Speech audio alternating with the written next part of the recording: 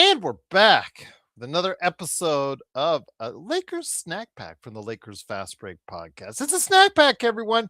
Gerald Glassford, come right back at you here from the Lakers Fast Break. Pop Culture Cosmos, where we cover the latest news and trends in pop culture each and every week, twice a week, wherever you get your podcasts. I put on my conversation with Caleb Ponce on the NBA observations, which you can catch now here, was so good. I thought I would also put it on the Pop Culture Cosmos. So everybody that catches it out on syndicated radio for the stations that I send it out to are catching the latest Pop Culture Cosmos with my conversation with Caleb Ponce, which you can catch now on this channel, which is now available for everyone right there at NBA Observations, where we talk about the All-Star game, the second half of the season, and more. It was a really good conversation with me and Caleb Ponce, as always. So please go ahead and check it out, the Pop Culture Cosmos, or on the Lakers Fast Break right here on YouTube. And also, as well, you can catch it on Apple Podcasts and Spotify as well. So hopefully everyone is doing well out there. Truly appreciate you doing as far as stopping by with me right here at the Lakers Fast Break. Look what I got on here, guys.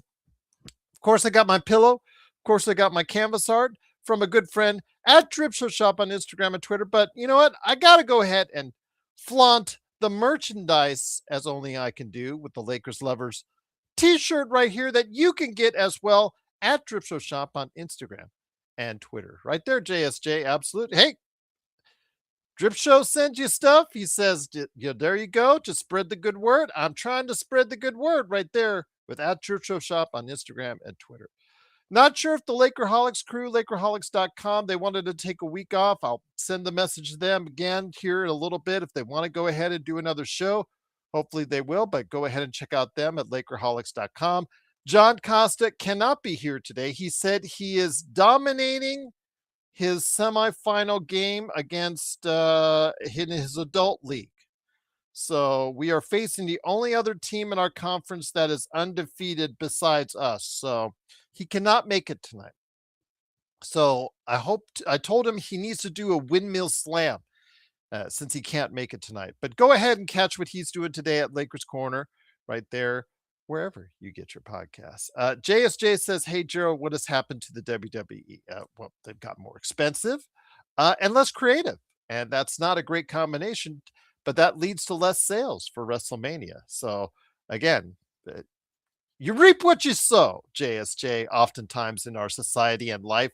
You reap what you sow, and the WWE, which had everybody's flavor and which everybody seemed to love, at the right times for them when they made their TV deals, suddenly not hitting on all cylinders and hitting all those buttons right now. And, you know, Triple H is going to have to find different buttons to push right there for you as far as that's concerned. So great to have you here. It is, of course, the Lakers Fast Break. It is a snack pack. I expect Joe, or not expect Joe, but I'm thinking Joe will be here. He said he would be here. I send these guys a link, so hopefully they will join us. Legend hopefully will join us as well. DBSH, Daniel Barry Sports Highlights. Yo, go ahead and check out what DBSH is doing. He's on the drive to 20,000 subscribers. I'm envious. I'm jealous of his subscriber success. So go ahead and support him even more to make me even more jealous. Well, hopefully you're liking, subscribing to me as well, but make me more jealous by subscribing to his channel as well, right there for you. So as he gets to 20,000 subscribers, so he is on his way. I just like to get to three for now. We had this big plans that we would be, oh yeah, we'd be at 10,000 by now, 20,000 by now. I just want to get to three.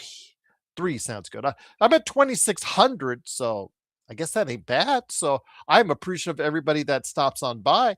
We have a higher retention than a lot of other channels as far as the people that watch. So I'm eternally grateful for that indeed. Jeremy, what's going on? Good to see you as well. Jeremy, I hope you're checking out my Lakers latest shows that I do for the Fan Arc Network. I post it in the notes every single day. So you guys don't have to go where is the Lakers latest. I know you've been talking about it, Gerald, this Lakers latest, this 15 to 30-minute show that you do each and every day on the Fan Arc Network about the Lakers and strictly about the Lakers and the NBA. Where is it? So you know what? I put it in the notes. For the notes on this channel, I give you the link. I make it easy so you can click and boom. There you go. Indeed. DBSH, truly appreciate that. Yo, he says, yo, go Lakers as far as of course, what's going on with him right there. Coach, we're getting closer and closer on Friday to what's going on with the Lakers and the Clippers coming up for the second part of the season. Eric Kwan says a conversation really sounds like a bad soap opera. Are you talking about WWE? Hope you are. But I had a good conversation with Caleb Ponce on the NBA All-Star Game and the NBA and all the stuff that's going on. So yeah, go ahead and hit me up on some NBA observations that's right now available. You can watch it after the show right here on this channel as well. That was a really good conversation that I had indeed. But it is the Lakers. Speaking of conversations, I wanted to go ahead and bring up today's show before we get into what may need to be done for the second part of the season, because there have been some interesting conversations that has been made as far as is concerned. Jeremy said, Jerry, do you think Kawhi deserved the MVP over Ant-Man? I think, to be honest with you, I think that Wembanyama deserved it over everyone. Nobody was going to play hard in that game until Wembanyama played hard. Wembanyama played hard right from the get-go. Wembanyama deserves the MVP. I know his team lost twice, but he deserves the MVP in my estimation. Kawhi, no, because he had the great one game and he had the terrible next game. So I guess Ant-Man was a little bit more consistent, for lack of a better term, but my MVP, as if you hear in more detail on the NBA observations I did with Caleb Ponce, was Victor Wembanyama. Victor Wembanyama made the All-Star game. Victor Wembanyama may have saved the All-Star game. But if you watch, and I think, Jeremy, you already did the NBA observations, you'll hear my entire reasoning on that. But yeah, I think that Victor Wembanyama deserved the MVP. JSJ says reports sound like Rob is saying, I hope not. Well, again, I'm just going to say this, and thanks again for the super chat. Truly appreciate it, as always, DBSH. There was a conversation, speaking of which, that was recorded on CNBC recorded an interview with Jeanie Buss. I think it was done on Friday. It was the day after LeBron had his triple double. So wanted to go ahead and talk to you guys about it, hear your thoughts on it as far as it's concerned. I know I said it already my piece quite a bit on Lakers latest, but I wanted to go ahead and elaborate in more detail. And I also wanted to get Joe and hopefully Legend's thoughts as well on what's going on with it. But wanted to start off with, she was obviously there to do something else. She was there to pitch her tequila. By the way, it's Cincoro, which is a sponsor of the Los Angeles Lakers, the Cincoro tequila. I guess they've got themselves a special edition Lakers bottle that you can get your hands on. But yeah, Cincoro. She's talked about starting it up with other individuals. I guess well financed individuals, including Michael Jordan, and talked about him in detail about what he's like in the boardroom and how they need to go after the other tequila brands and whatnot. So again, if you're interested in that, she did have a good conversation on that part of it. But yes, she was there to pitch her brand of tequila. But in doing so, obviously the questions veered off into more interesting subjects. On selling the team, she said, quote, my siblings were involved in the decision that was made. It's about the Lakers and the greatness and what the fans expect. And you need resources and you need a direction. And I think it's fair to say that my family, we all have our different opinions and are living out our lives, choosing what we want to do with our time. And this was the best decision for all six of us. And that's nice. That was a nice way to say that they have a lot of family strife. They can't get along. They can't decide on anything. And maybe selling the family business off for a $10 billion valuation is the best thing that you could do. And that was great. That was great. Jeremy says, such a drama-filled all-star weekend, Jerry, with the KD stuff really was messy. What was your take on his burner account comments? It's KD and his burner account comments. Again, will he be fined? Will he be suspended? We'll have to wait and see. I don't know how the league is going to be able to pursue that, but it did. This was not as drama filled. Also, I kind of disagree with you, Jeremy. I don't think this weekend was not very much drama filled outside of that. I really think that this was a quiet weekend. It was a successful weekend for the All Stars. The All Star game format was widely well received. The viewership was up, even though here in the West Coast it was in the middle of the afternoon, and the Daytona 500 for me was still ending. That's just the best part of the Daytona 500 because you want to see who crashes into who and who wins.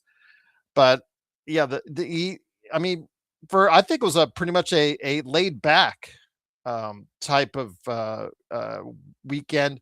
And again, it seemed like it was for the most part was successful. Everybody hates the slam dunk competition because nobody that's famous that wants to be in it anymore. But the everybody seemed to like the fact that Damian Lillard shot well from three, and they liked the fact that he won it. But they didn't like the fact that Adam Silver had some evasive comments on Kawhi and expansion, which is yet to come on the decision on those two. But Best League says he thought the All Star format was great. It's getting widely well received, so I don't think it was drama filled. If you're talking about KD's burner account, I mean, KD's burner account is again for most people they didn't really care. It wasn't really that much of way of news, Jeremy. But I have to say, I would probably say that it was actually a positive weekend that was sorely needed for the continuance of the All Star weekend because I was done with the All Star weekend going into it and thought maybe they should start thinking about canceling the All Star weekend and just taking a week off, period. But with this and Victor Wembanyama's willingness to really play and compete at a higher level, maybe not at of course a big game level, mind you, but he was still competing out there and it caused the other players to compete as well. But yeah, the burner account with KD is something he's been doing now for years.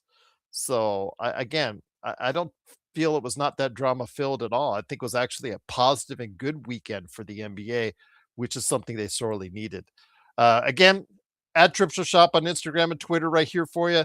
Wanted to go ahead and make mention the canvas art right behind me. Got the Kobe pillow right over there. And of course, the shirt I have on now is all because of Drip Show at Drip Show Shop on Instagram and Twitter. There you go. Absolutely. All right, you guys. Enough of the feuding between the Lakers and Clippers. I don't know. I don't care where you guys. You guys are allowed to go anywhere you want when you leave this chat. It is good by me. I don't care where you go. You know what? If you find each other on other platforms, other teams, I don't care. I don't care. I'm just glad you're here. It's the Lakers fast break. Please, just there's no argument. Come on, just stay. There are bigger things in this world to get mad over than who is on who else's chat room and chat board and chat board. I do a lot of research sometimes, so you may find me on a Oklahoma City Thunder or a Boston Celtic or a Dallas Mavericks. You found me a lot on Dallas Mavericks chat boards looking at up there, as far as after the trade, because I needed to tell you guys how it was being received in Dallas and people just absolutely incensed and mad. But I can't go by paraphrasing. I have to go and investigate and look at this. So again, if you guys wherever you guys go after you leave this chat, it's okay. It's okay. It's okay. I know DBSH will get, you guys just, just just move on. Just move on. AR Karina, what's going on? Says Jiro, what got you into broadcasting, hosting shows? Is there something you looked up to when you were a child teen? Well, be honest with you, I wanted to work in Hollywood and work in movies. And I did for a special effects company for a short amount of time. But I wanted to be on the front side of the camera, to be honest with you. But that never really panned out. Life took me into a different direction.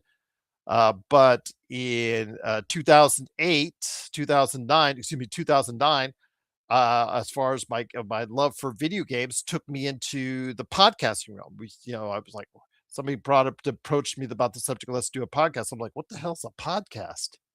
I don't know what the podcast is. What the hell's a podcast? And I'm like, okay.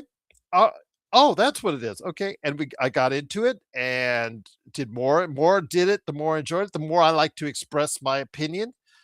I guess I'm very comfortable with the camera, very personable with the camera when I want to be, and so it doesn't bother me at all. So I just did more and more and more of it, and ever since then, it's been something I've been into. First audio recordings, and then it went into video, and it's just been something I've been doing for 17 years now, closing in on. So yeah, I just feel very blessed to actually even have an audience like you guys that support me like you do, Arcarita. But that was a great question. Who did I look up to when I was a child and a teen? That's a good question. Well, I'd probably say I looked up to, in the case of Lakers, I looked up to guys like Magic Johnson. I looked up to as far as like concerned when I was a teen, I was looking up and I wanted to achieve that level of success. When you're a Lakers fan, you want to achieve that level of success. And then it got into when I was a young adult and in my 20s, you looked up to what you were seeing with Shaq and Kobe and whatnot, and you wanted to do that even more and as far as strive for that kind of success. But I would probably say, as a Lakers fan related to Lakers fans, I would probably say Magic Johnson is who I wanted to relate as far as that level of success in life, to say achieving not just success on the basketball court, but what he was doing off the basketball court. Okay, business wise, how about that? Business wise, see what he was achieving off the basketball court. The lady stuff, as a teenager, that might have been the action might have been a little admirable as well. I'll just leave it at that. DBSH, okay, okay, enough. Come on, DBSH, come on, let it go, let it go. Let's keep things light here, guys. Okay, if they love the Clippers, they love the Clippers. That is their prerogative, but I don't think that's the case. They wouldn't be here all these years if they like the Clippers. Why they're on the Clippers, that's up to them. That's their prerogative. I go to when I go to a Clippers account or a Clippers show or whatnot, as far as their chat room, I'm looking to see what the response is when they lose to the Lakers or how they feel about those, because there is an intense hatred, an intense jealousy that Clippers fans have for the Lakers. And I tell you guys a story that when I went to the Danny Manning draft, was there, uh, was there at the LA Sports Arena. I tell you the famous story that my friend and I, we got up and we were all dressed in Lakers stuff, Lakers gear, and we ate the free food at the LA Sports Arena and just laughed and laughed and laughed for 2 hours while they thought that Danny Manning was gonna be the second coming, for the Clippers, and just laughed and laughed and laughed right there while eating all their free food at the LA Sports Arena. So again, I just like to again, if you go to other places outside the chat room, it's okay. It's okay to do so. You don't have to just stay here or stay with the Lakers. If you have other choices and other places to go in life, it's okay. And here's a guy right here, for example, that I'm sure goes occasionally to chat boards, chat rooms, and fan sites and podcasts for the Atlanta Hawks and the Golden State Warriors. It is a good man indeed. It is, of course, my good friend, of course, who has a great channel. I got Next Sports Media. It is, of course, the man, the myth, the legend himself. Legend, what's going on, my friend? Haven't seen you in a few days. We've been nice and relaxed. Have you had some good time off during the All-Star break? I definitely did. Strained on my other channel, the channel I be in the chat most of the time with. Strained on that one, play a little game, play a Ghost of Yote, and just hit over 1,000 on that channel. So can't complain. It's been a good week. Congratulations, My my gaming friend. channel has crossed over 1,000.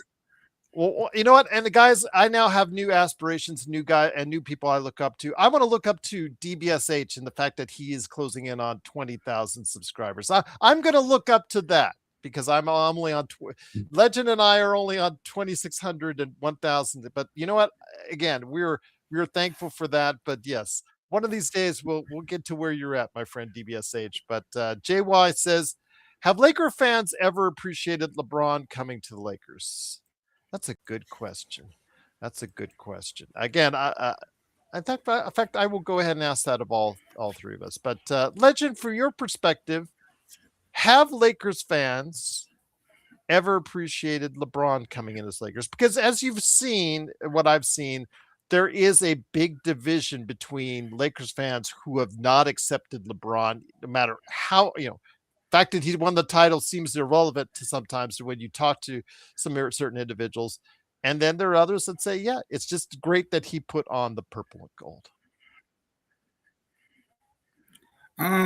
I say it's probably what you just said is a little divided. There is a half of the fan base I do believe really appreciate all that he has given since he came to LA. I will always say I'm not a fan, but I will at least say man came and helped turn the franchise back around from what we went through. Because nobody in LA want to experience 13 through 18 again, and he did help come turn that around, which I gave him that complete shout out on that part. So I do think there's a part people who do appreciate it, but I do think there are parts who just never really felt them. I think there are some fan base who is more loyal to the Kobe side and they're just not gonna rock with LeBron. I understand that part. You think there's a good little fans who will never accept LeBron for no matter what he do, like you said, no matter what he do, he can go win ring number 2. Don't think he'll ever be that love. Nothing like Kobe, Kareem, Magic. He never had that type of love. So I think it's kind of divided. And I actually say I still see it today. I know some Laker fans, kids in 11th and 12th grade who were like, I will never support LeBron. This is how they are. They don't care if he play for their favorite thing. They wouldn't. And they said Kobe all the way. So this is how it is. I mean, nothing much he can do about that. I hear you, my friend. Absolutely. Well said. I do want to note that your internet's going in and out. So you might need to pop in, pop back out, pop back in. I just wanted to give you a heads up, but you're not holding a good signal. I wanted to let you know on that. I don't know if you're downloading something or anything like that. As far as I'm concerned, it's just not holding a good signal by now. So I'm not sure if you want to pop in, pop out, pop in. Just wanted to give you a heads up on that. But also here today, good. Pop out. Yeah, appreciate it, my friend. We'll see you here in back in a second. But here is a good man indeed. Also, as well, of course, the guy behind Simblades, Simblades with a Y.com, and the Joe Soro experiment. He was on the other night talking the Dodgers and the Lakers. It is my good friend indeed, Mr. Joe Soro. Joe, good to have you back. I thought we'd do a little snack packing before the game on Friday. I wanted to go ahead and hear your thoughts on this before we get into the Jeanie comments, before we get into the LeBron comments. I wanted to go ahead and hear your thoughts on what JY was asking. Have Laker fans ever appreciated LeBron coming to the Lakers? And again, I prefaced it by saying I think that there is a division. There is a segment that, like with Luka, like we see with Luka, there are some people. Luka can just walk on water, Joe, and just does not impress them. There, as we see in our chat. Yeah, there's a lot of other people think that Luka is great, MVP candidate and a really big help for the Lakers going forward. Flashback to 2018 when he decided to go ahead and come here in free agency. There has been a segment, Joe, that really does not care at all that LeBron is on this team. And then there's a segment that has appreciated for what he's done during his time here. Your thoughts, my friend, about LeBron and the divisiveness about him donning the purple and gold.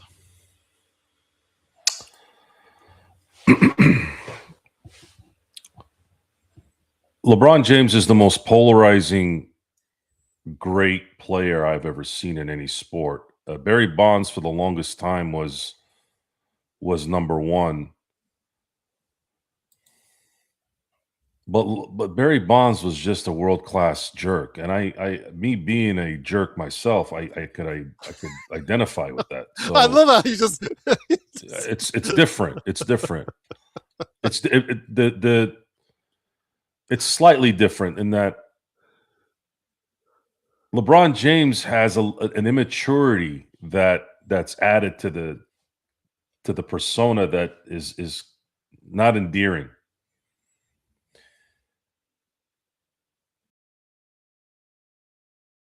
Social media era, probably adds to it.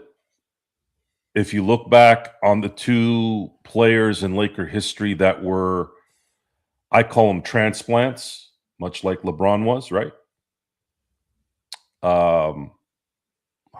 I guess you could say Wilt was traded to LA, right? In Yes. '68. Okay. Mhm. Not necessarily a transplant, but sort of, not a Laker guy until then, right? Because Shaq came by choice. LeBron came by choice. And the reason why I wanted to use Wilt first was Wilt left a lot to be desired, unfortunately, in the 5 years he was in LA. He won a title. He won a finals MVP in '72. But when you look at the 1969 letdown, you realize that you realize just from listening to the story of what happened, especially in Game 7, when at that time head coach Butch Van Brendekoff did not put him back in when he had asked to come out due to a leg injury, and ended up costing the Lakers a championship. I don't know if it would have mattered. Maybe it would have. I don't know. But then you look at 1970, a year later, they lose again. They lose to the Knicks, and then they win in '72. There's nothing to be ashamed of the losing in '71 against the eventual champion and Kareem and Oscar. But I've said this for a few years. I think statistically will always be number one, but a 2-4 record in the finals is not a good indicator that this man was able to dominate when it really mattered. Mhm. And when it really mattered was not enough. There's when you're talking about all-time greats, there has to be some invincibility there. I'm not saying you have to be undefeated in the finals, but how you lose can dictate that. So we look at Tom Brady. I know I'm jumping all over the place, but I'm trying to make a point. Tom Brady lost 3 Super Bowls, right? Won 7 out of 10. But if you look at his 3 losses, all three of them, he performed, and all 3 of them, he was on the sidelines when they lost. So to speak. I mean, not technically, because he had like 10 seconds in Super Bowl 41 or 15 seconds, whatever it was. Point is, you had to beat Tom Brady without him on the field, really. 41 points for the Eagles. Tom Brady can't control that. Tyree's catch, Burrow's touchdown. Brady's not in there to stop that, right? He threw for 500 yards, for God's sakes, in that Super Bowl against Philly. So how you lose in those moments also can play a factor in how you judge that, right? So how this correlates with LeBron is you look at Wilt's, because I'm trying to put it into some kind of comparison so it makes sense. You look at Wilt Chamberlain's stint in LA. He lost 3 finals out of 4. We look at LeBron's time here. He's only won 1 in 8 years. If he had won 3 championships in 8 years, hell, maybe even 2, I actually don't think there'd be as much disdain against LeBron, even though a lot of it is warranted, because LeBron is and he's not the only one that's ever been selfish and great. I'm using Wilt as a huge example of his selfishness. The fact that he was affected by things like no one cheers for Goliath. I thought when I was a kid that made sense, right? When you're a kid, you're usually dumb. Not intelligent-wise, you're just not worldly, right? Yet. Life hasn't taught you real things. But when somebody says something like that, it's almost like they're setting up their future failures instead of going, I'm the best player in the world and I'm going to show it. And if you're mad that I'm big, and fast and better than all these people, well, I guess that's just how things came out. You think Michael Jordan apologized for being able to jump out of a building because his hands looked like freaking hammocks? No, I never heard him whine and complain that he had big hands and a vertical that can rival a kangaroo. Like there's nothing there. It's complete. Look, I'm going to own you because that's just the way it is. Kobe, to a certain extent, same thing. You know, Kobe may not have had the athleticism in the hands of Michael, but I always laughed at, oh, Kobe wasn't that athletic. I'm sitting here going, what the fuck are you talking about? I saw him dunk over a 7'5" Yao Ming in his prime. How is that not athletic? I saw him literally put his nuts on top of Dwight Howard's head in Orlando. You watch and it happened. So anyways, LeBron kind of had everything. He's a victim of the times. If LeBron was around during the Wilt era, it wouldn't be as bad. If LeBron was, and I'm going to use another example, 25 years later, Shaq. What would we be saying about Shaq between 97, 98, 99? When he was losing to Utah, when he was getting abused by Utah, when they were getting swept by the Spurs, we would probably be saying, because there was some hesitation with Shaq even back then. I have friends of mine that are Laker fans that didn't like Shaq because Shaq had that selfishness about him. I think it wouldn't be at LeBron level, but it would be. I think Shaq would have gotten much worse response due to social media. So LeBron is in my view much more narcissistic and self-absorbed than Shaq and Wilt. But I think a lot of that has to do with the fact of the generational differences. What we've done in the last 15 years or so, this generation and a half, I usually equate a generation every 10 years. That's how my brain looks, how my brain works with it. LeBron has been catered to and enabled to think in a selfish way because that's how society has tried to say, get yours, get yours, get yours. Even though people want to preach about, well, let's be together and let's have this movement and let's have this. And it's all bullshit. In the end, it's as soon as somebody says, well, I'm getting paid to do this, they're like, oh, well, as long as you get paid, right? Just stupid mentality. Because why do you think things have diluted so badly in the last 15 years in sports? It's because of that mentality. LeBron isn't appreciated not because of basketball in the end. He's not appreciated because he's a dick. Because think about it. Why is Freddie Freeman cool? Why is Mookie Betts cool? Why is Shohei cool? It's 2026. How come they're not assholes? How come they're not dicks? How come no one hates them? Well, because they don't do anything to hate them. They're nice people. And those who dislike what the Dodgers are doing has nothing to do with Freddie Freeman, Mookie Betts, or Shohei Ohtani. So that goes a long way in really getting down to the basics again. Is that if you don't do anything that warrants hate, then you're likely not going to get hate.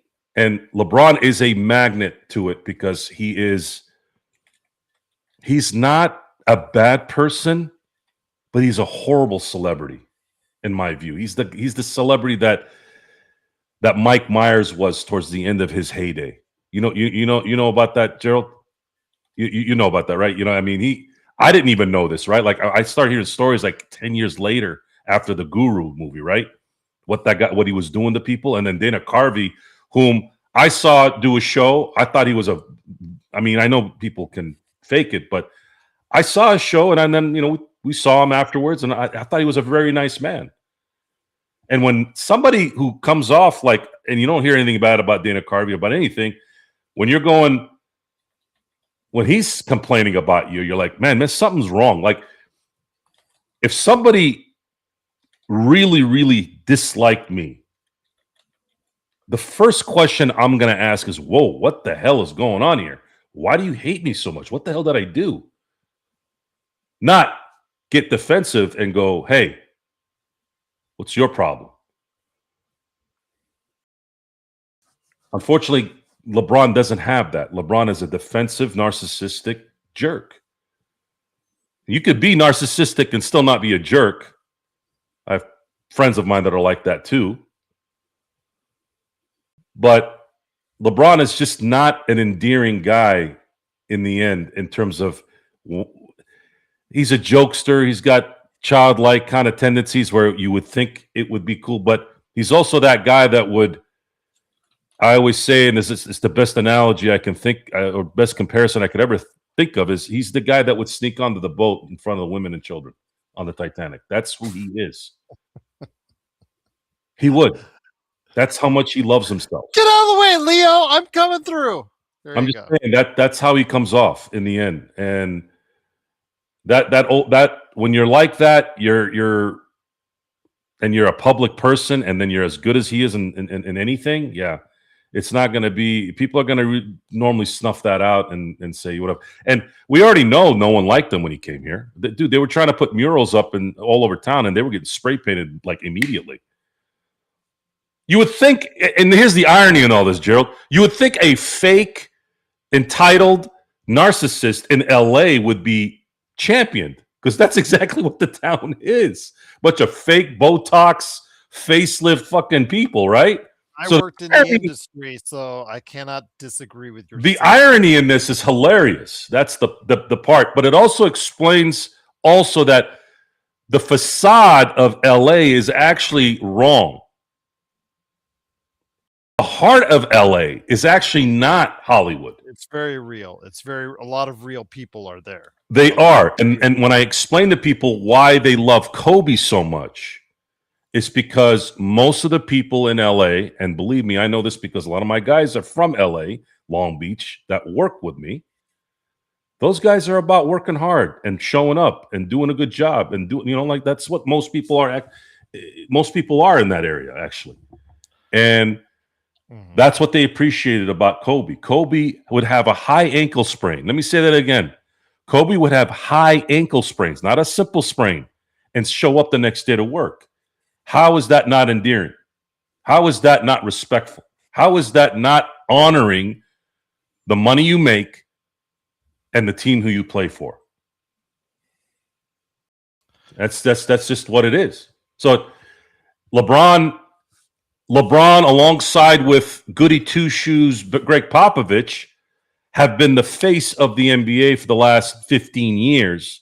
And both of those guys have championed work management, load management, jerk off management. And look at where the league is in terms of its rep at the moment. It's not, I didn't do this, they did. So I'm just saying. Before I give you a retort, and before we bring back on Legend here, I'm going to bring. Okay, there he is. Before I give Legend the question on Jeanie Buss's statements on CNBC, there's some real nice ones that I think that I want to run by you guys. Want to have you finish this up because Best League is disagreeing with what you're saying, Joe, on LeBron. I'm just going to say this, Best, and I've said this before multiple times on this show.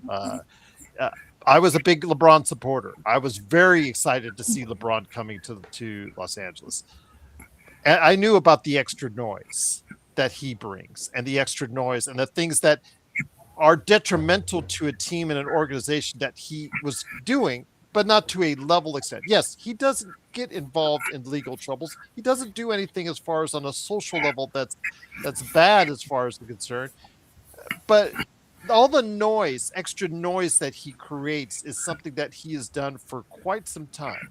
The decision to start off with, and then it seemingly with the advent of him coming to Los Angeles has devolved into something worse from there. And I grew less patient with it. I grew tired.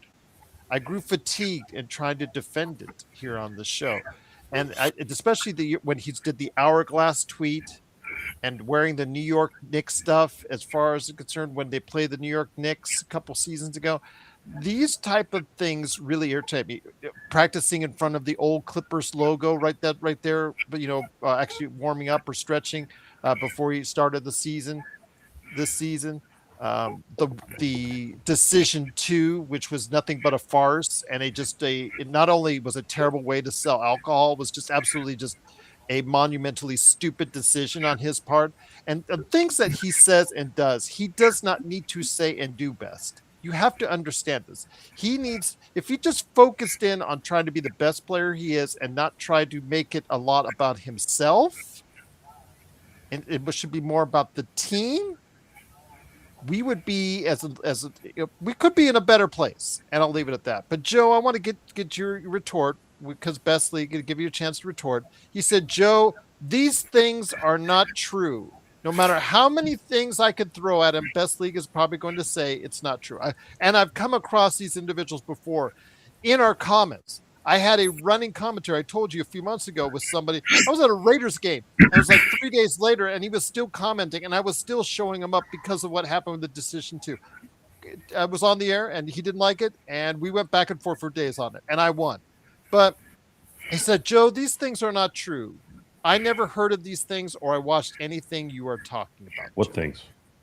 I'm assuming all the noise, all the other things he's said and done outside of I never said just anything. being one of the best players this game will. I didn't give any details on what he said.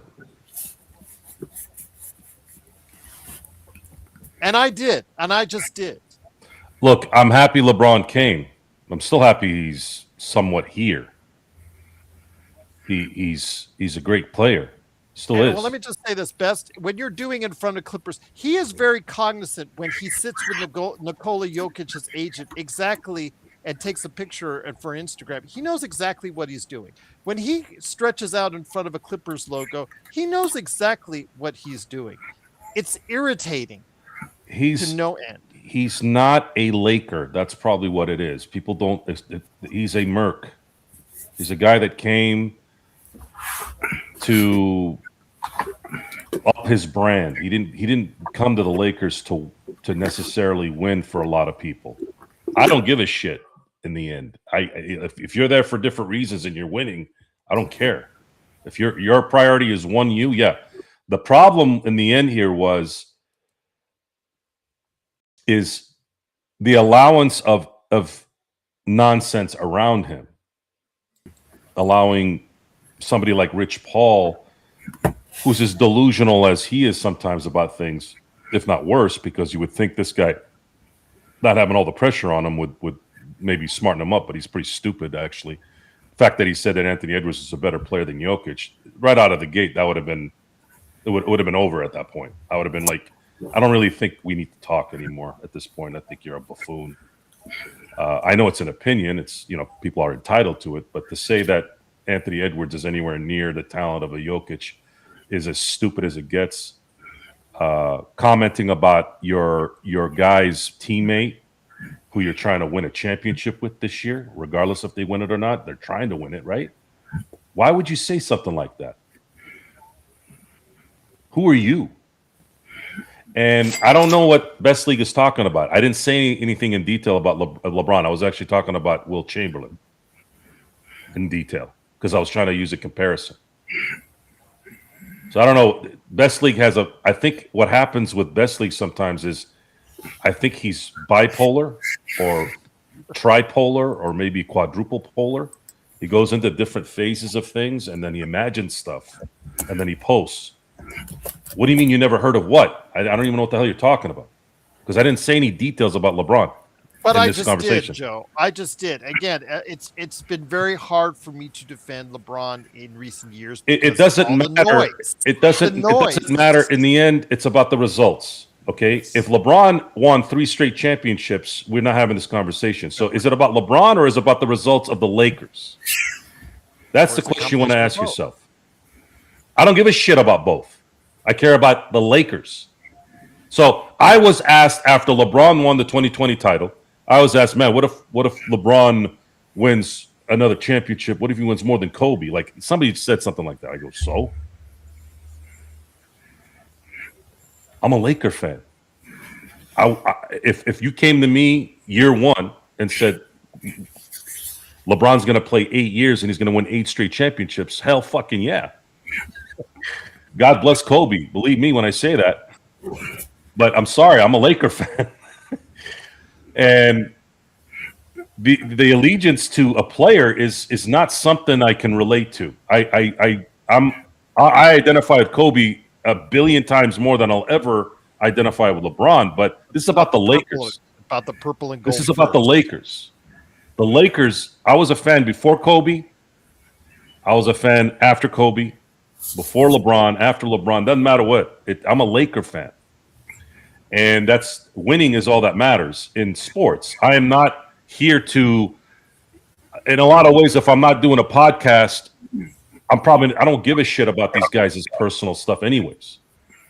We talk about it because it's part of the shtick, right? But I don't care about what LeBron does outside. Now, if his people or he is a distraction to the Lakers to win, then you can say, what the fuck are you doing? Because it's correlating with focus and winning.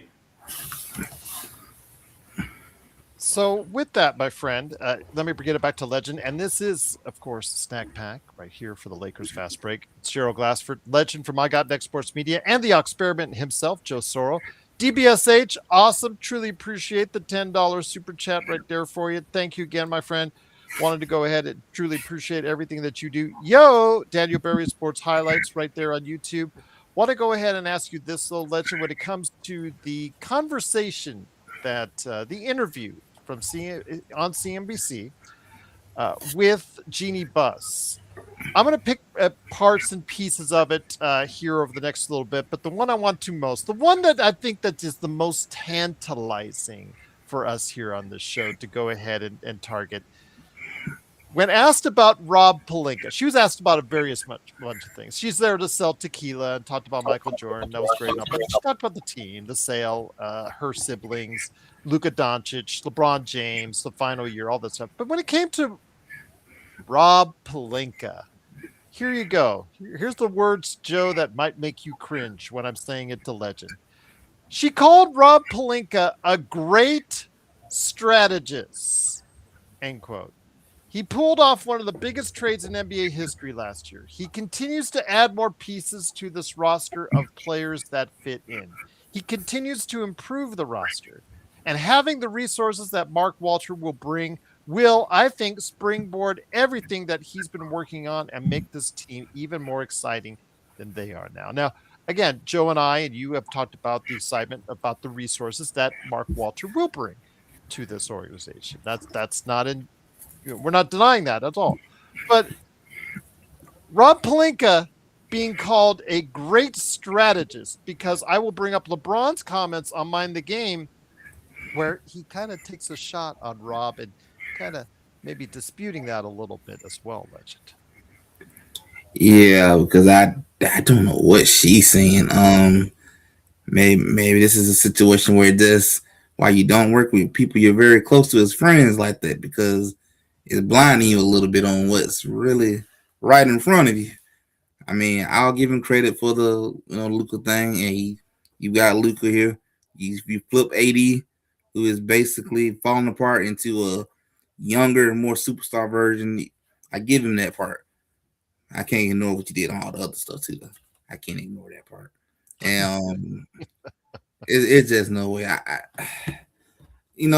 get it. It's the media. You don't want to bash the man on the media. I get that part. But come on, Jeanie. Come on. We all know the truth. You don't have to lie that bad. It's okay. I think even Rob would probably in the back laughing, saying, good and well, I ain't that good. You know that. I'm all right. So it's like we gonna act like everything else ain't happened. The whole Russell Westbrook and who did all the other decisions from 13 to 18, all when all that happened to, no. I can't say I disagree with you on that, Joe. I want to bring it to you. What Legend was said, I agree with. She called Rob Pelinka, quote, a great strategist. Yes, he pulled off one of the biggest trades in NBA history last year, but he continues to add more pieces to this roster of players that fit in. He continues to improve this roster. And having the resources that Mark Walter will bring will, I think, springboard everything that he's been working on and make this team even more exciting than they are now. So, did you throw up in your mouth when she called him? I don't. I'm used to hyperbole like that from the Mike Tomlin backers. Unfortunately, you're never going to win that argument because the results say so. So I feel that this is the best hat that's ever existed. Drip Show. There you go. Now Drip Show Shop on Instagram and Twitter. Can't change my opinion, right? Can't change Jeannie's opinion on Rob. But then there's somebody out there that's going to say, I hate the Dodgers. F your hat. It's not the best hat ever because I'm a Giants fan or I'm a Red Sox fan, right? I'm putting it lightly there, but when someone, and this is a lesson for all of you to learn here, in case you guys are not as observant as some, when someone tries to use a fancy word to describe inadequacy, they usually talk like that and say, he's a great strategist. I remember hearing Mike Tomlin, he speaks really well to players. Speaks really well to players. Okay. That's like saying, oh, so you took your kids to school. You're a good dad. I am? Isn't that what you're supposed to do? So this goes back to what I'm talking about. Because of the allowance of idiot, moron, untalented, ugly inside, not outside, ugly things have been given a forum in this last 10 years or so from social media, culture, whatever. We've allowed morons to make mediocrity mean something. And that's why we're here. We are calling people great who aren't doing shit. He orchestrated the greatest trade in NBA history last year. So explain to me, Gerald, if I came to you and you said, Joe, I'm getting a divorce. I need to get rid of this Forerunner. And you just had it only a couple of years and you bought it brand new, but you got to get rid of it because you don't want your ex-wife to have it. Blah, blah, blah, blah, blah, blah, blah. You know where I'm going with this, right? By the way, this is not happening as in a scenario. I'm just using it as a scenario. A what if? What if? For those of you who know a few divorced people, the divorce usually will make you do things that you normally wouldn't do. Mind you, selling your house for less than you want, car, whatever. You got to get rid of shit. Hell, that's how Dr. Buss got the Lakers. Because Jack Kent Cook needed to pay off his ex-wife. So salute to Mrs. Cook. We all need to say a little bit of a Hail Mary, light a candle at church for that woman, by the way. Anyway, so Gerald calls me because we're friends and he probably knows I could probably help him out. Joe, I got to get rid of this thing. Fuck this bitch. I don't want her to have this car. I'd rather have you have it and not do anything. Totally get it. Totally. I've been around guys that have been like that. Not Gerald. I'm just using this as a scenario. Gerald's not like that. So anyways, because you never know with these best leagues and fucking guys will go off somewhere and start thinking it's real. So now I'm like, Gerald, I don't really need a Forerunner. Look, man, please help me. Okay. I'll take it for 12. Good. Here. I only owed 11.8. Good. Thank you. I got a couple $100. It's out of my hair. Okay. So this deal happens, right, Gerald? Now, what are you going to say if you have a couple people that are, let's say, other friends of ours that are looking at this? So now, am I the genius that got this deal done, Gerald? Or are you a guy that basically gave it to me in a silver platter? I didn't call you up and say, hey, Gerald, would you take 12,000? No. You called me. You gave me the deal. I'd be an idiot not to make the deal. You know why? Because that car's worth 18. That's what happened with Luka. And as far as Anthony Davis is concerned, you think Anthony Davis comes to LA without LeBron? You think LeBron comes to LA without Magic sitting outside his gate at 11:59? Joe, you're not giving Rob any credit. Fuck Rob Pelinka. He didn't do shit. He hasn't done shit. It's called building a team. He got LeBron in there. They got Anthony Davis and they got Luka because it's the Lakers.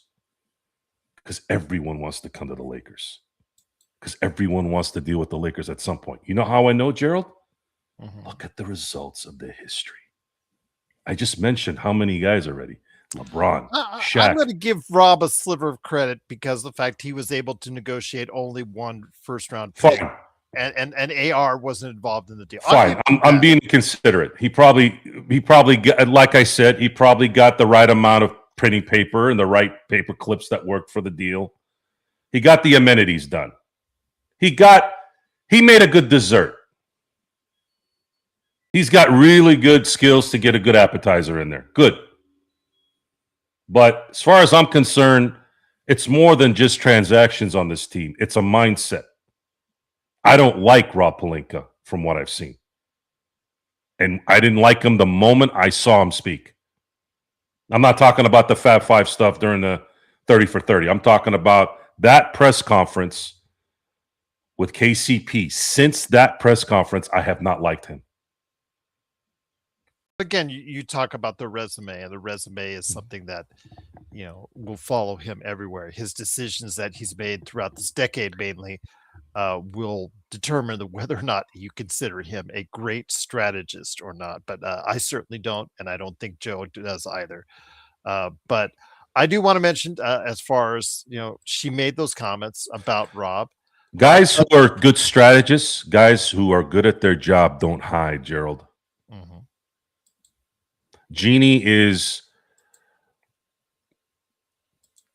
Jeanie might be like her dad, but she's not in any way, in my view, like her dad. I don't think it may be in terms of their personal type decisions.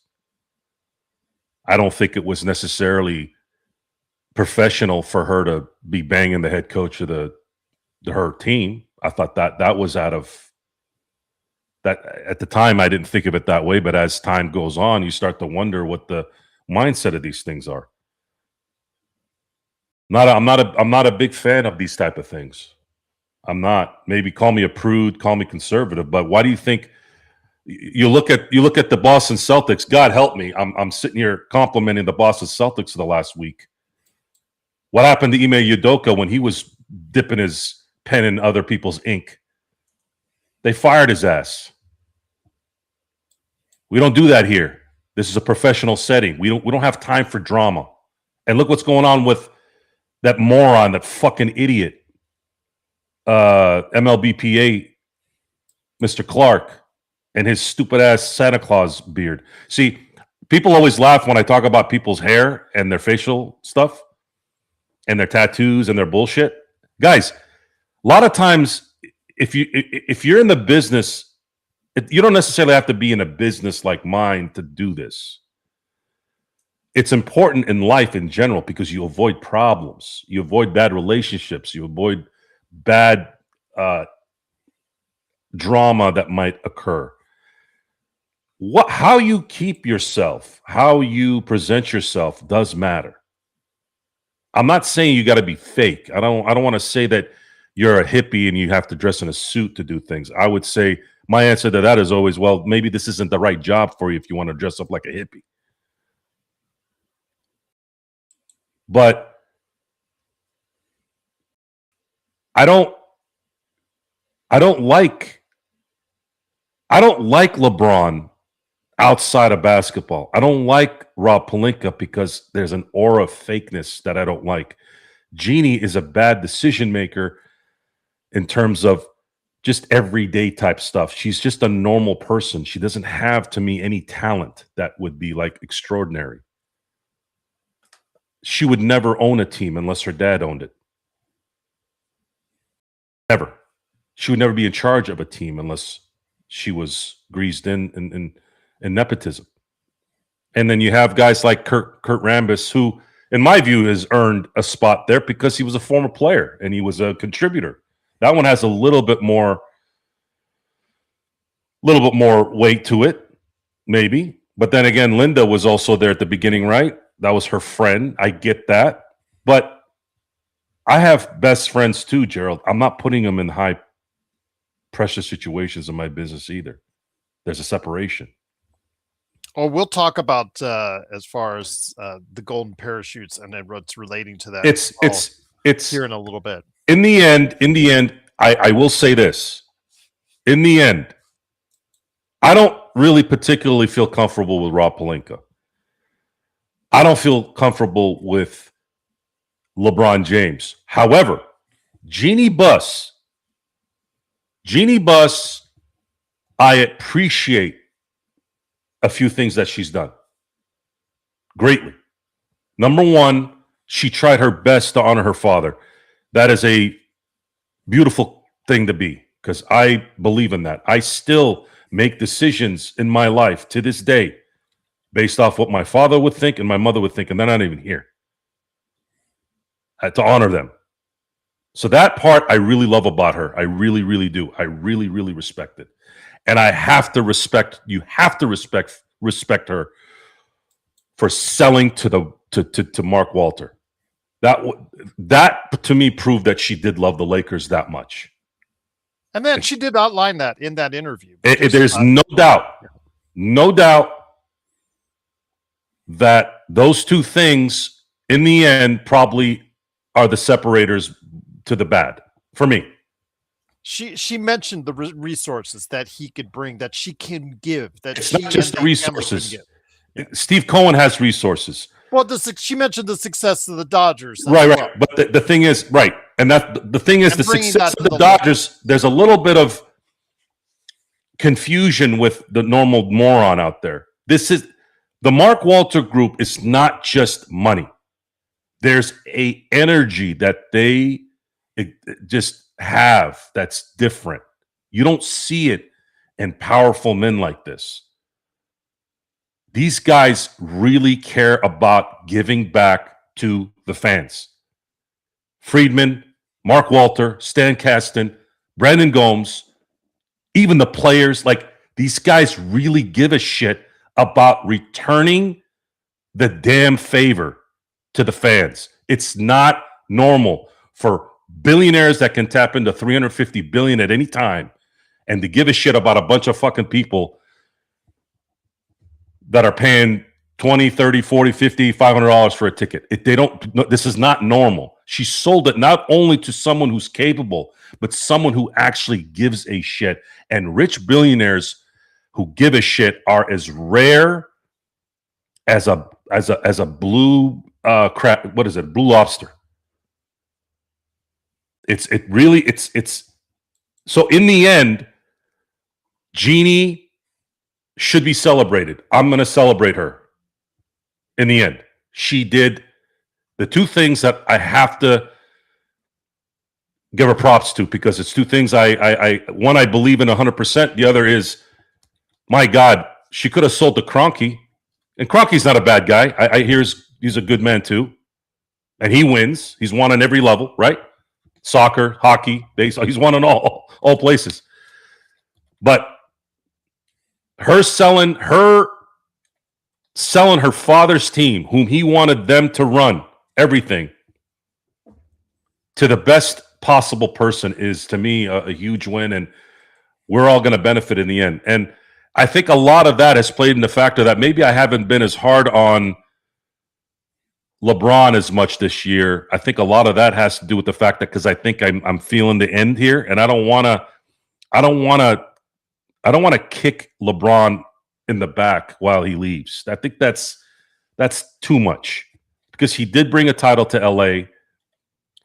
The Lakers were winning 21 and 17 games before he got here. You have to give the guy props. We saw some amazing games in that time. I still miss Anthony Davis to some degree, because I really respect Anthony Davis. I think he's a good player and he's a good dude, regardless of his issues. It is what it is. Sometimes that's how it is. But I think in the end, I never got a feeling of discontent with Anthony Davis. I think it's some people that's who they are.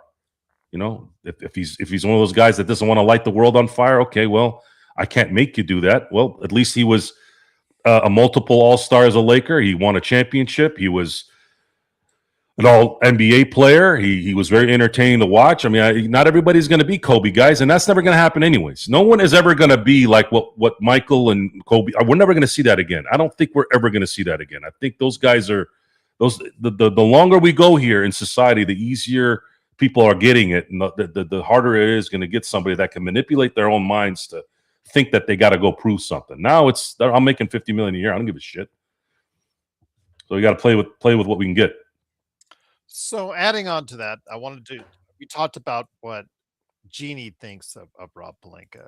I wanted to add something on there and bounce over to what LeBron said on his Mind the Game podcast with Steve Nash. And I'll add into, because he was having a conversation about what the Lakers look like for the rest of the season. He said, quote, "And it's kind of been like that for the last few years with our team. We haven't been set up to the point where we have a lot of room for error. For us to be a top 6 seed in the West, it's pretty damn good under the situation that we have been." He mentioned injuries. That's the situation they've been in this year. But we've got to keep going because the situation in the West changes every day.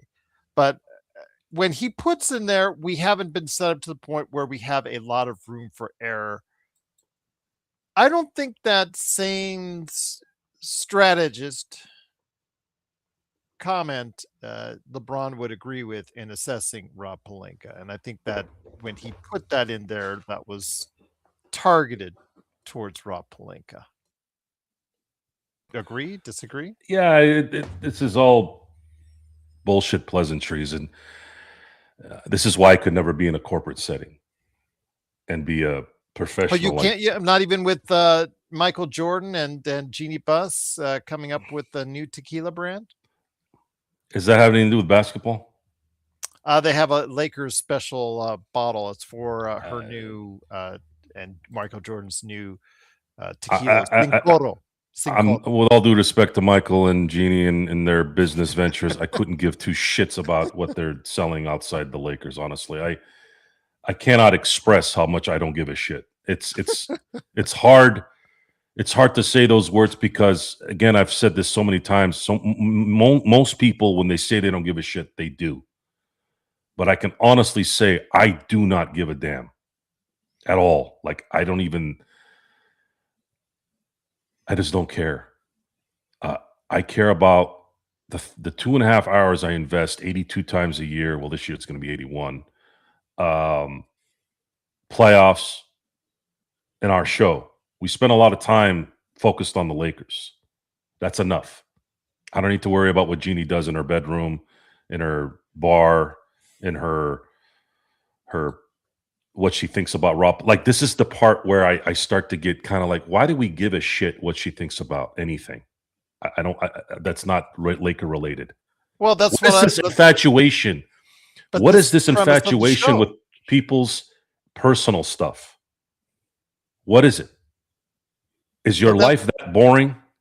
But that's the premise of the show, Joe, is with her selling the team to Mark Walter and with LeBron possibly on the way out, do we as Lakers fans really care or should care what they have to say? Now, I preface that with something that she mentioned here.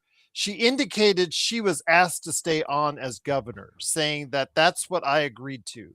Mark Walter and I are very comfortable with the way things are set up, and I expect things to go on and be successful. And I am not going anywhere. Well, I say that with the fact that we also got the announcement that Tim Harris, the president of business operations and the guy who is credited with setting up the sweet Lakers, not for us who pay for it, by the way, the Lakers Sportsnet deal. He is the guy who headed that deal up and is credited with that. And he's been there back since the Forum days. He announced on Tuesday that he is leaving at the end of the season. So whether you want to say the rats are leaving the sinking ship or what have you, however you want to phrase it, I'm going to say this. I won't feel bad for him because, Joe, he also got a golden parachute, a Kobe payment.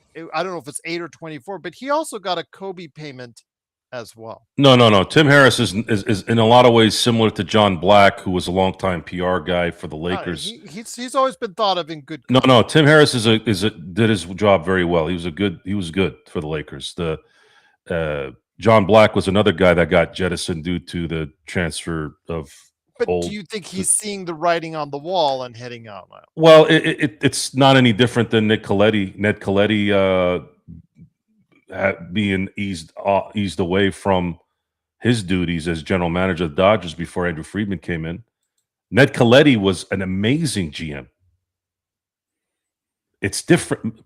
We've said this how many times on the show, Gerald? This whole JJ Redick and this whole management and this guys. When you're a multi-billion-dollar business and you've been very successful, and you've also on top of that been successful in another sporting venture, you're going to do things your way and you're going to get the people you want, regardless of how good they are there now. Joe McCormick, who was part of that, he's the vice president of finance and the CFO. He's been thought of in good context for the organization for quite some time, but seeing how he was tied into that recent Baxter Holmes story and the fact that he also got a golden parachute with the Kobe fund. I mean, some of the, whether you like them or don't like them, whether you think they've done a great job or not, I think a lot of people are going to be leaving this. I don't know I know the basics of the Tim Harris tenure. I knew the John Black tenure. I heard McCormick is really good, has been really good. I'm sure he is. Again, I don't know enough. We don't have enough pub on that. But I do know that deal they made for Time Warner was a major contributor in helping the Lakers become profitable. It's part of the reason why they were valuated at $10 billion. Now, with all due respect to Geeter and Bresnahan, I like obviously I will always love James Worthy and Robert Horry and those guys. But honestly, there's a distinct difference between the Dodger presentation on their show versus the Lakers. I think it's too jolly for me. And it's weird saying that because Jerry Hairston Jr. is such a Dodger homer, but there's substance there too. Maybe it's easier for them to do normal stuff because it's an everyday thing. I don't know. They have more content than the Lakers. Correct. And I just feel like they execute the job a little bit better. I think Allie Clifton, the only negative with Allie Clifton is she's a LeBron homer. I don't know if she's going to be there that long once he's gone. I think she was just there to be the supporter, but the Laker deal to create Access Sportsnet, to create that deal and the Lakers channel, essentially, that was the instigator for like the Dodgers deal, and any major deal that's done can directly tie itself to that Lakers sports. Correct. And every deal that was connected to that was connected due to Dr. Buss's prime ticket deal in the 80s. Yep. This is a Dr. Buss creation because at the time, people used to think if we show this on TV, no one's coming to the game. And Dr. Buss, being the genius he was, which he probably didn't even consider it being genius, it was common sense. He goes, how about we broadcast every game? Well, Dr. Buss, no one's going to come to the games. He goes, we can only fit 18,000 people approximately in the forum. That means we're leaving How many people in LA that are Laker fans that could watch it on TV? How much money in advertisement? So all this stuff started with Dr. Buss's forward-thinking process, common sense thinking, saying, we got to put these guys on TV. There's still going to be 18,000 people coming. How about we have another 1 million people watching it locally? Here comes Prime Ticket. And then that set the stage for the regional distribution stuff. And then down the road became one of the best deals. I still remember hearing about that deal. I'm like, what are they paying? How much? So 20 years, $3 billion? What?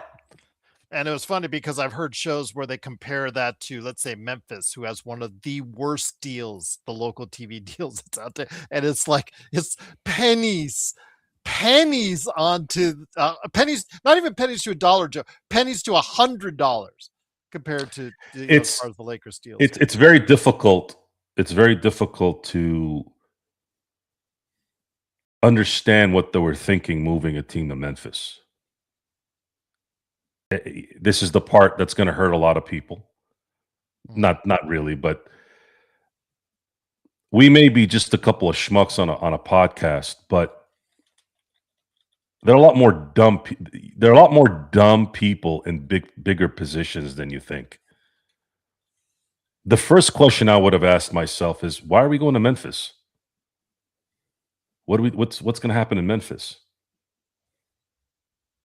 And it doesn't look like it's going to change. Their deal is going to end in 2029, by the way, Gerald. And there's going to be a vote here for expansion.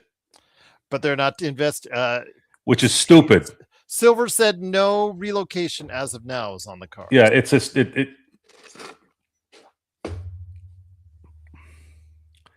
this doesn't seem like bad decisions have consequences anymore. Again, I'm just. I don't feel like there is. Silver said. Yeah, I don't think there's. I just don't think there's any consequences to bad decision making. It looks like the NBA, as bad as they've been here the last 5 years, due to the fact that they've allowed parity to come into it. Think about it. This is a discussion I've had already in the last few days with my guy Jeff. I said, have you noticed the NBA started getting shitty when every other year was a different champion? How good were the ratings when Golden State and Cleveland were in the finals every year? The ratings started to go up again. No. You let mediocrity and you let the mediocre decide your fate, and now you have a pretty shitty product that people don't want to watch, but does it matter because you got the gambling scumbags? Is that how you want to be? Is that really what you want? You want this to be about gambling? Sounds like it. Oh, it's because money. Okay, go ahead. Have your. So having $5 billion is not enough. We got to have $6 billion, right? At the expense of making the game much more pathetic. Oh, we need less games. Sure, let's think about that for a second. And then he adds more games, more useless games. By the way, a play-in, a stupid ass tournament in the middle of the year. For what? And then on top of that, you have LeBron, and this is the part where LeBron deserves everything he gets. You have the face of the league, who's still the face of the league, crying about playing time when he's making $52 million a year. That's not a real leader, folks. LeBron is not a good leader. Never was. I love the fact that he always complained about the play-in, yet he went to the playoffs because of the play-in twice. If he hadn't had the play-in, he would have missed the playoff twice. And that's see, have you noticed, if you follow LeBron's career, every time he said something stupid, he got saved by the thing he hated. That's why people don't like LeBron at the end of it. Now, people are going to dislike you anyways. They don't like Patrick Mahomes. They, as in people who have gotten tired of watching Patrick Mahomes win a lot, right? That's not the same as disliking LeBron. The reasons why they don't like Patrick Mahomes is completely different than why they don't like LeBron James. Patrick Mahomes didn't do shit to anybody.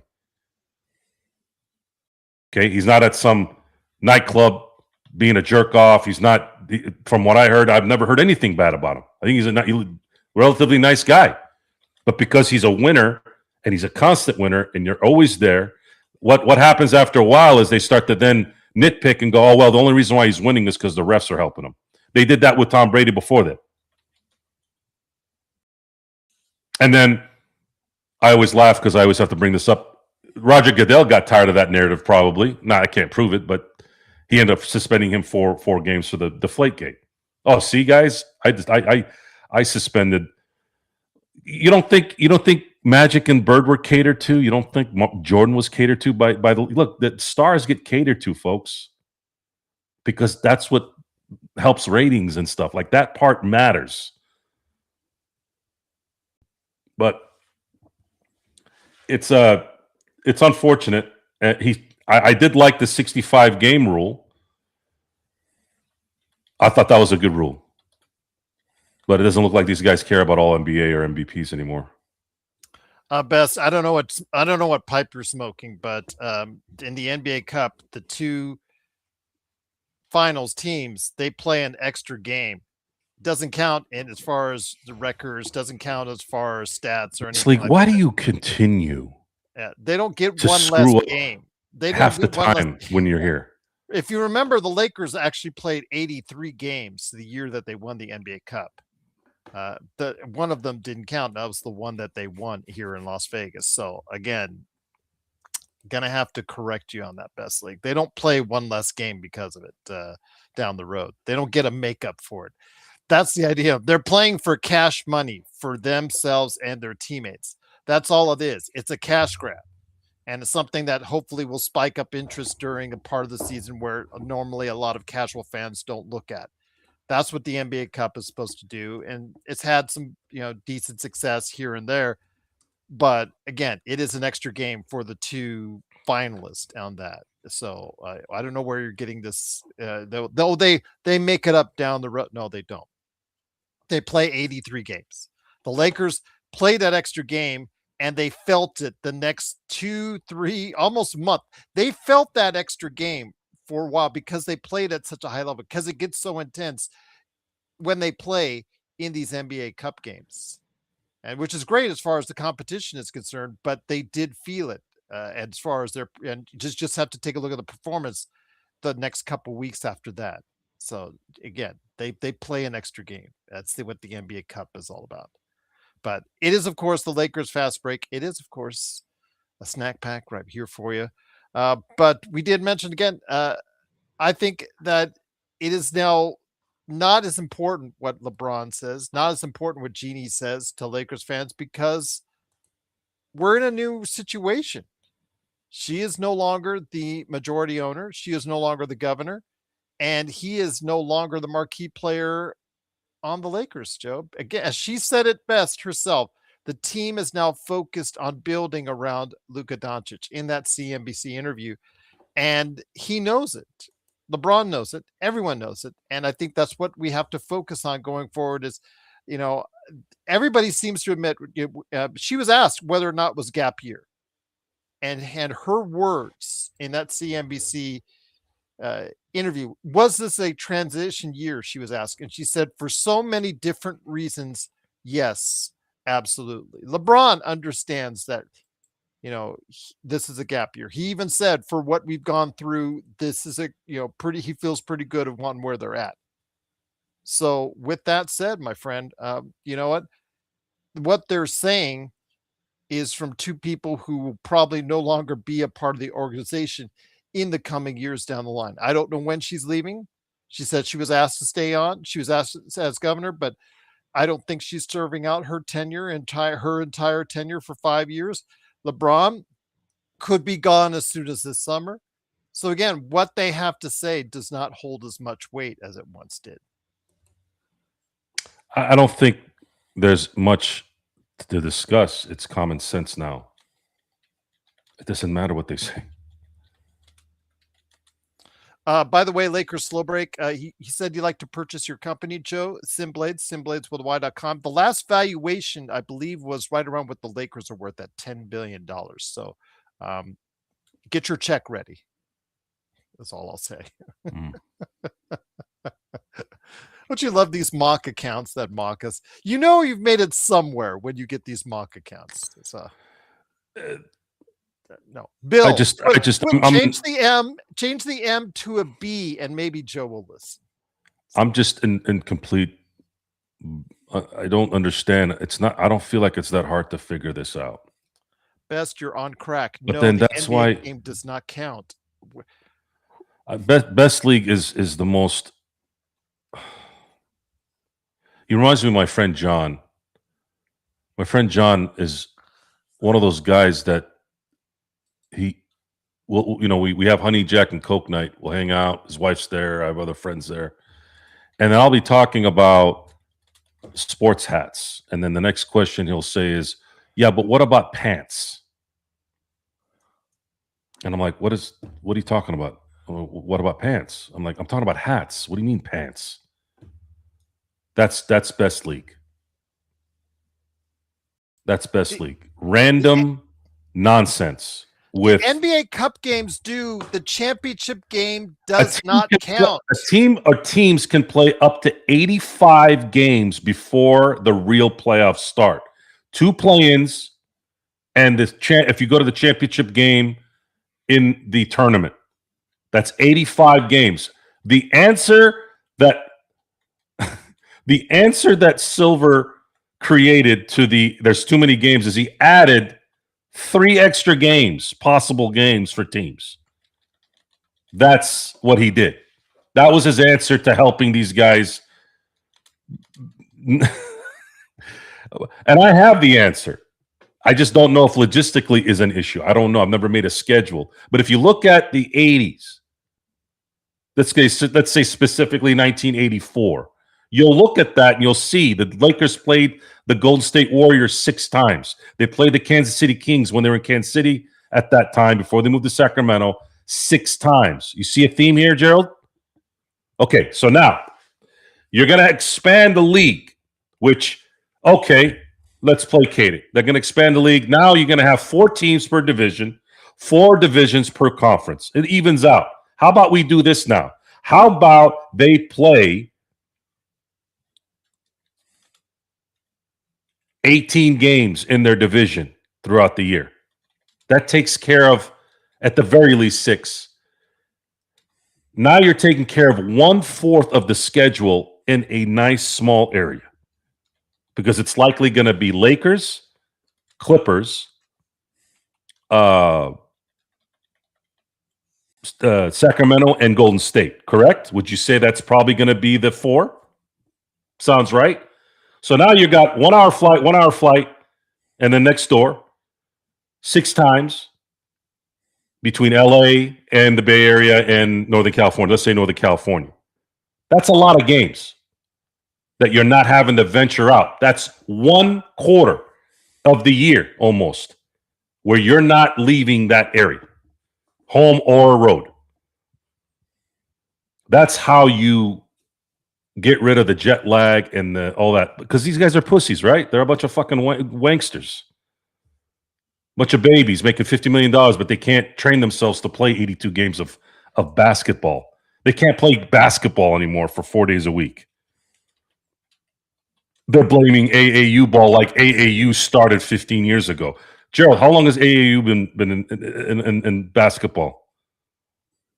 I think since before I was born. Yeah.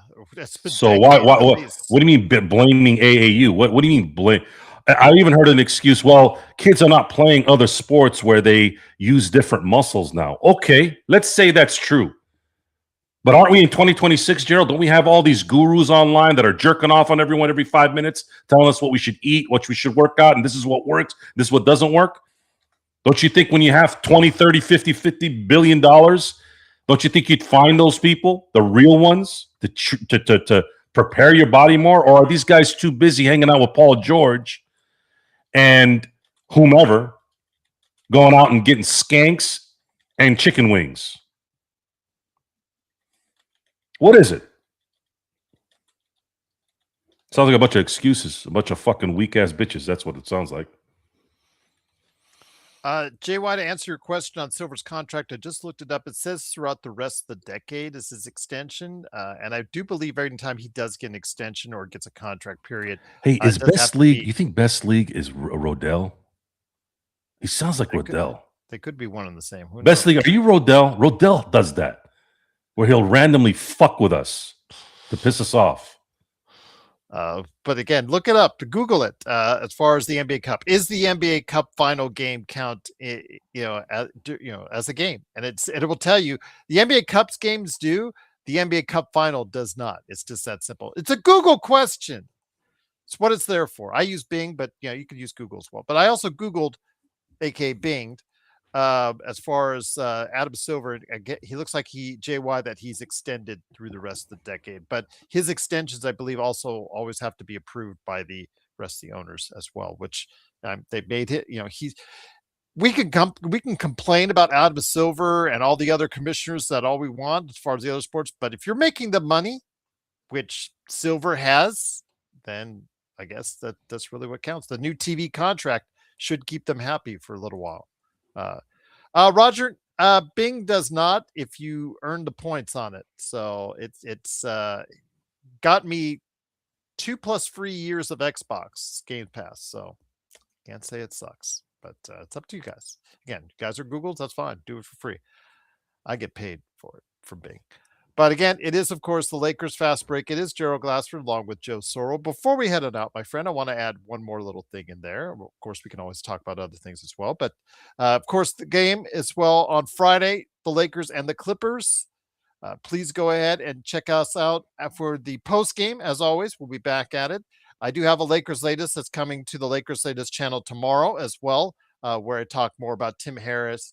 Actually, I would talk more about Tim Harris, LeBron James, all that good stuff as well. So go ahead and check that out when that pops up as well. But before we head on out, Jeremy said that the All-Star weekend was drama filled. And I was like puzzled why he said that, because it actually looked pretty smooth. People liked the 3-point, unanimously liked the 3-point contest. They hated the slam dunk contest because they didn't even know any of the players in it. Of course, we knew Jackson Hayes was in it, but that's beside the point. They didn't even know the guy who won it.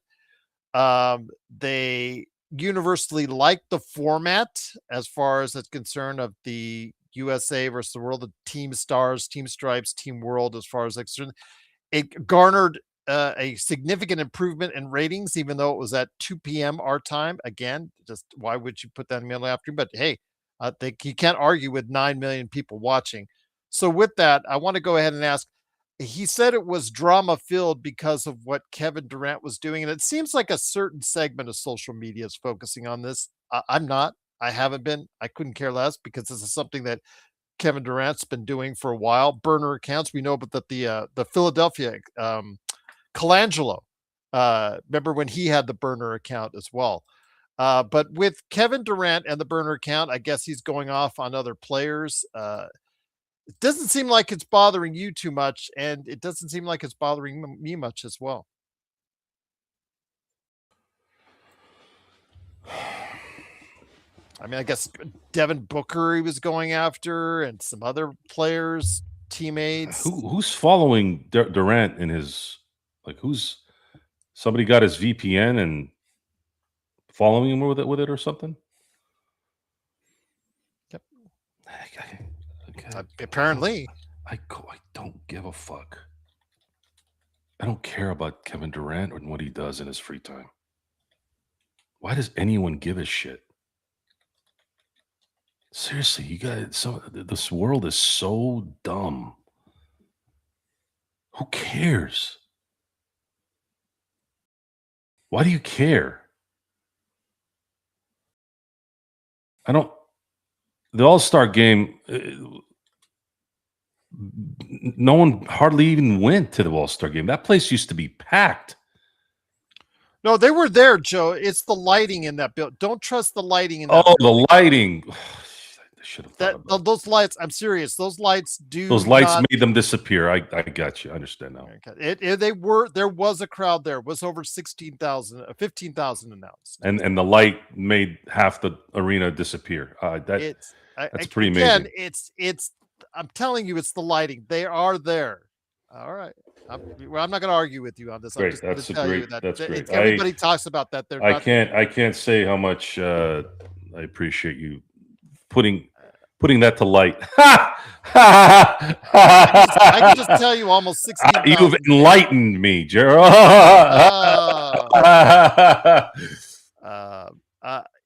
I will just say this as far as who in Inglewood, by the way, you know Inglewood better than anybody.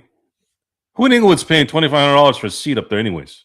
Not me, that's for sure. But again, with the $85 parking, it stopped me at the $85 parking. That is just that's incomprehensible to me. I will not pay $85 for parking in and around there. I understand it's Inglewood, but there are places you can park. The Sizzler right there on the corner, or some other places that you can park that are substantially cheaper than $85 right next to the Intuit Dome.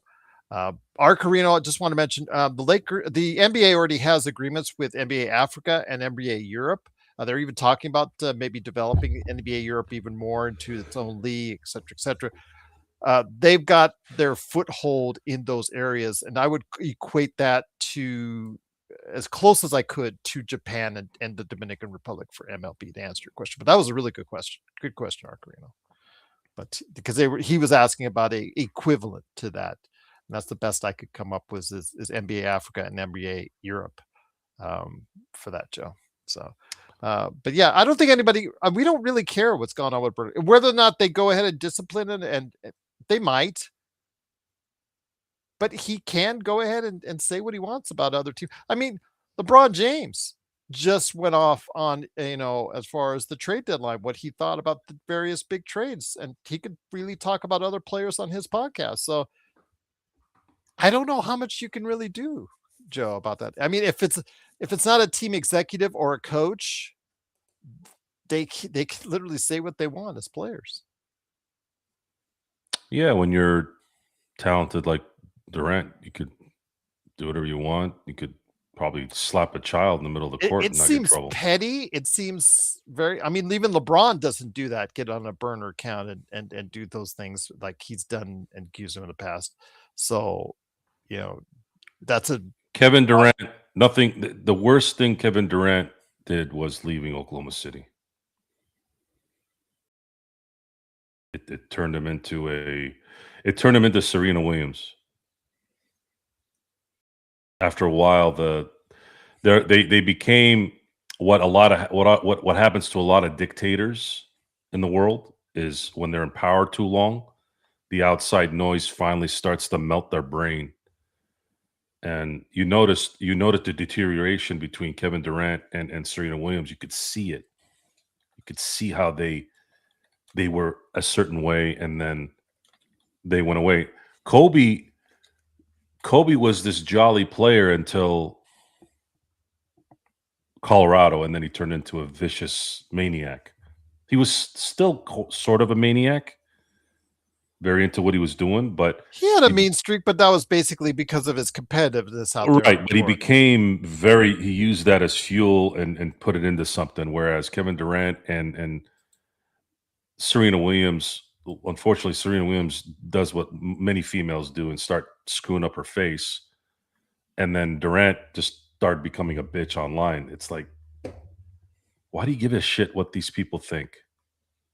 And why did you leave Oklahoma City if you were going to worry about this? I don't get it.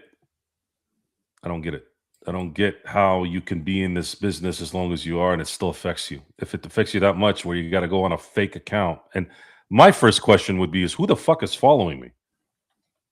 And how dumb are you? If you're going to have a fake burner account, you've made what, $500 million already? You don't think you can have somebody hiding your shit? Is it even true? I don't even know if it's true. And the fact that I'm talking about this right now is bothering me. I don't even care, honestly. He could call out anybody he wants. Kyrie, Luka. I don't care. A man doesn't speak in codes. A real man does not speak in codes, doesn't hide behind shit. You tell it to their face. Joey Porter got a lot of shit this last couple of weeks about him talking about Ben Roethlisberger not being a leader. It's true. It is true. Remember So- that Brian Colangelo. I just wanted to mention that was the burner account originally of the executive that led to his downfall. Go ahead, Joe. Yeah, it's true. And then he said some other things that might not be completely true. That happens. Not everything is 100%er. And then you got now the family back and forth. James Harrison's talking. Marquise Pouncey's coming out of nowhere supporting his. Of course, he's going to support his quarterback. But Marquise Pouncey shouldn't be talking either. This is a guy that wore Free Hernandez hats with his brother.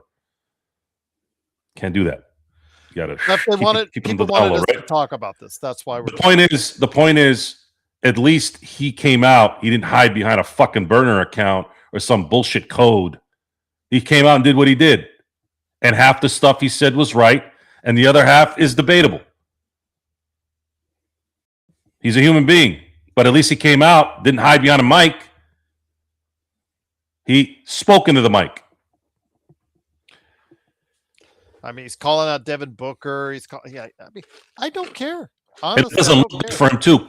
Devin Booker is being lauded by his teammates right now and management. And look how well they're playing. How do you look now? How does that look? He didn't leave. He didn't run. He stayed. Kevin, when everyone around him was like, dude, Devin, you got to go ask for a trade. Nope. He stayed. It makes sense. It makes sense. He learned probably from Kobe. He was a big Kobe guy, right? But then again, Kyrie Irving moved around, so that doesn't mean much. But point is, you can't criticize someone that's being respected and lauded by everyone around him in that organization, and then you're the only one shitting on him. Now I'm going to ask, why are you the only one shitting on him? Why didn't he leave? If anybody was warranted, was him, right? After the horrible decision to get Bradley Beal. And then Durant, all Durant had to do was go in to Presti's office and say, listen, man, I want you to invite Russell Westbrook in here. And we're going to talk after losing to Golden State in 2016.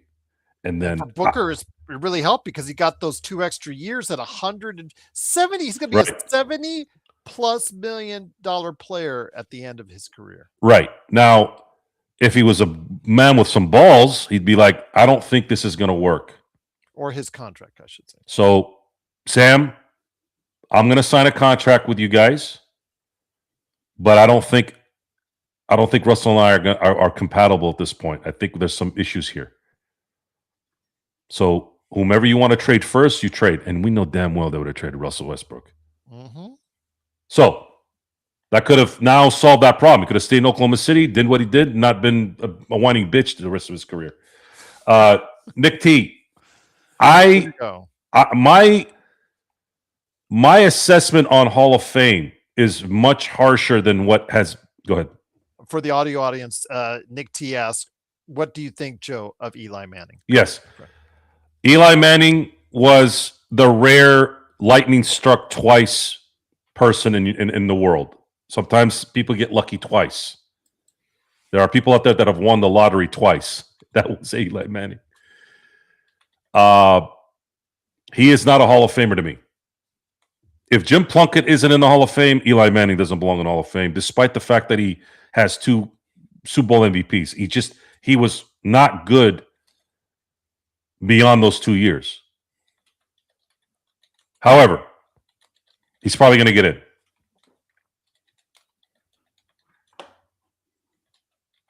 Yeah, he probably is. Again, I wouldn't vote against it, but I don't think he's a Hall of Famer, but I wouldn't vote against it.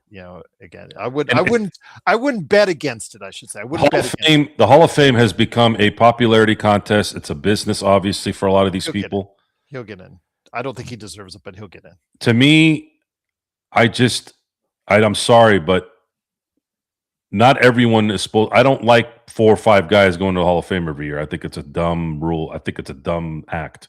If it means 0 one year, it means 0. If it's 1, if it's 2, it's got to be clear that you are a Hall of Famer. What is clear? Well, Drew Brees is a Hall of Famer. Big Ben is a Hall of Famer. Troy Polamalu is a Hall of Famer. LaDainian Tomlinson is a Hall of Famer. Like, quick. Rob Gronkowski is a Hall of Famer, arguably the greatest tight end of all time. Travis Kelce's a Hall of Famer. Patrick Mahomes is a Hall of Famer. Like, it's got to be quick. It's got to be quick. Unless you run into a problem with like an Antonio Brown. If Antonio Brown did not go shitbag, that man was the baddest receiver I have ever seen since Randy Moss in his prime. And Randy Moss is a better receiver than Antonio Brown, but that's because of his physical abilities. Because he's 6'4" and can run like a deer. That's the separation. But back to separation, I have never seen anyone separate from the cornerback, from his man, better than Antonio Brown, other than maybe Jerry Rice. And I think they're even. It's freakish when you would watch that man separate. I'm talking about in practice. I'm talking about joking around. He was so ridiculously just alien in terms of his separation. That's why he was so damn good. Unless it's something like that, there was a lot of talk about Michael Irvin when he was up for the Hall of Fame. They finally put him in there because he's a little bitch like that, and they were able to, make everybody happy. I guess Aikman and Emmitt Smith really. I'm not a big Michael Irvin fan, and I know that Troy Aikman is I respect Troy Aikman. If he likes Michael Irvin, then I'll give him. I'll kind of let it be what it is. But it's got to be something like that to say no at this point. But it's not. There's too many guys getting in, and they're going to put Mike Tomlin into the Hall of Fame, which is just. I didn't think Bill Cowher coached enough to be in the Hall of Fame. Tony Dungy should not have been in the Hall of Fame. I know he was a pioneer for the black coach. I get it. But this performance still has to matter. And he was Rex Gross. He was a Rex. Did I lose Gerald?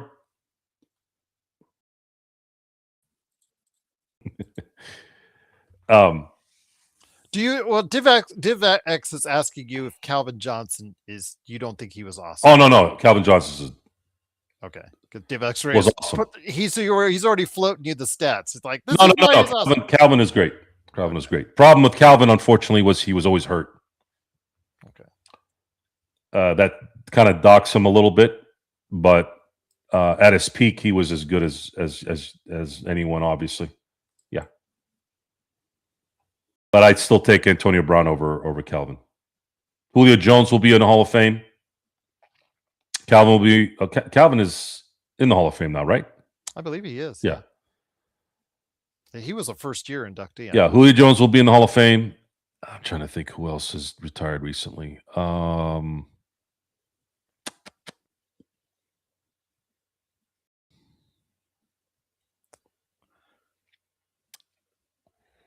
Yeah. But of course, it is the Lakers fast break. I knew you had to get an NFL question in there, guys. No worries. Again, great to have you here. Stefan said Calvin has got to get points for playing at an all-time garbage organization for his whole career. Yeah, the fact that he was able to do what he did, I know he had Matt Stafford for most of it. That helped him. But, guys like him, guys like Andre Johnson, they played on bad teams, and they were still able to be great.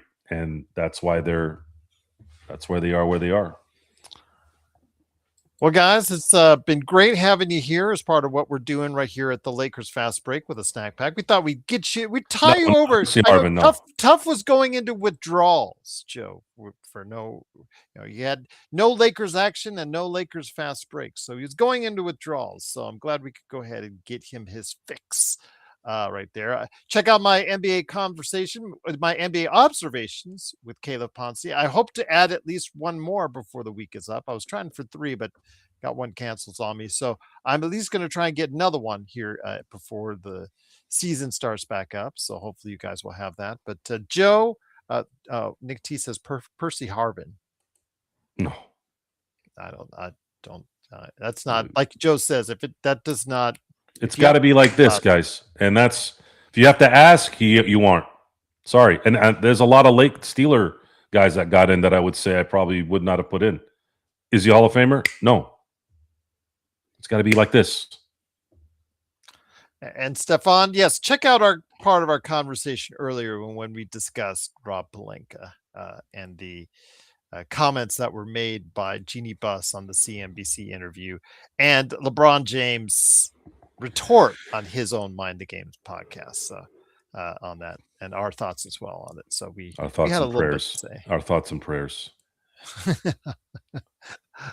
That's the beautiful thing that's coming, guys. This is the beauty of this. You know what you hear in the Dodger world when it comes to people who run that business? You hear Freddie Freeman, you hear Shohei, you hear Mookie Betts talking about three-peats and championships and cool things. And then when they interview Brandon Gomes and they interview Andrew Friedman, they interview Sandcast every now and then, here and there, you'll see them. You're hearing nothing but even Mark Walter, like when they interviewed him right after the win in Toronto, he's like he's like us. He's like, man, we were really lucky on this one. And I was like, dude, there's no other way you could have put that. It was quick and easy. Like, man, we got lucky on this one. And we did. We were lucky. I counted, honestly, Gerald, 12. It might be more. 12 times in that entire series where the Blue Jays should have won. And I'm talking game 3 to game 6 to game 7. They had no shot in game 2. Yamamoto was on point. So I'll give them that. They had game 1. They had game 1. They had game 4 and game 5. Those were easy.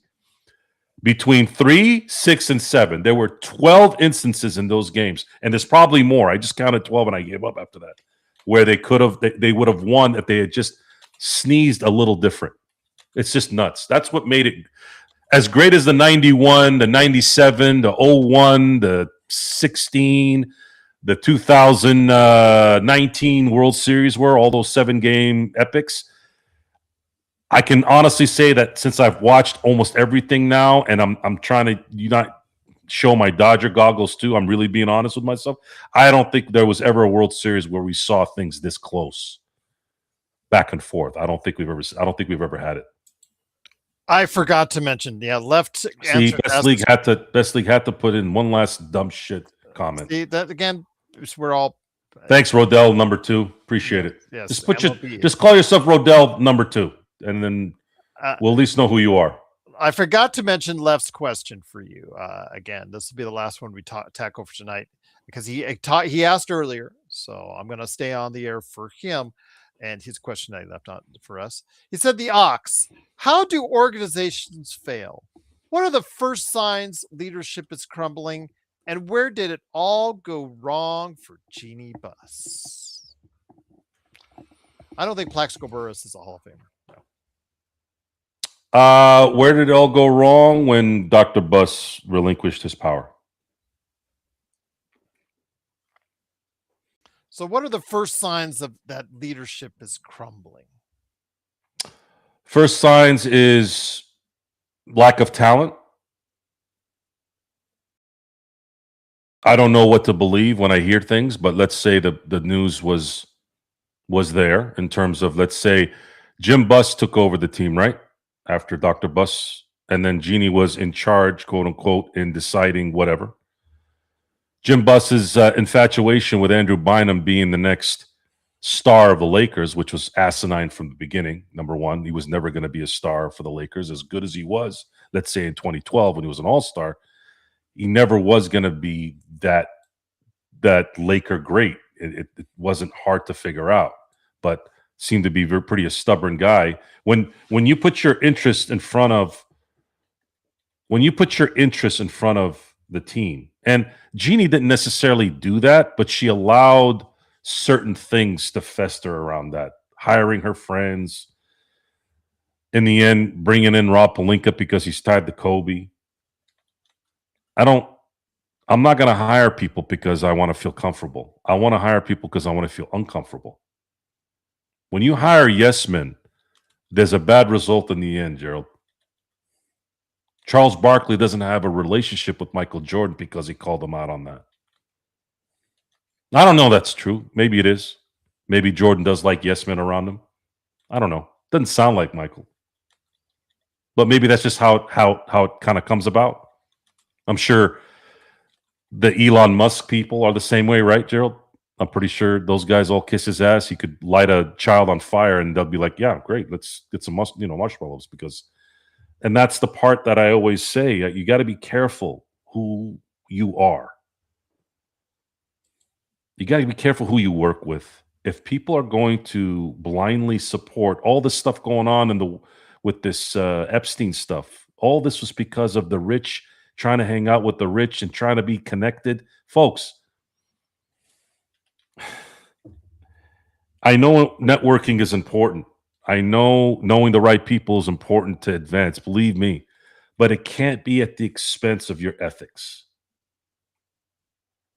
If you allow it, then you're no different. And matter of fact, you're worse because you fake it and still do it. Whereas most of these people don't fake it. So I don't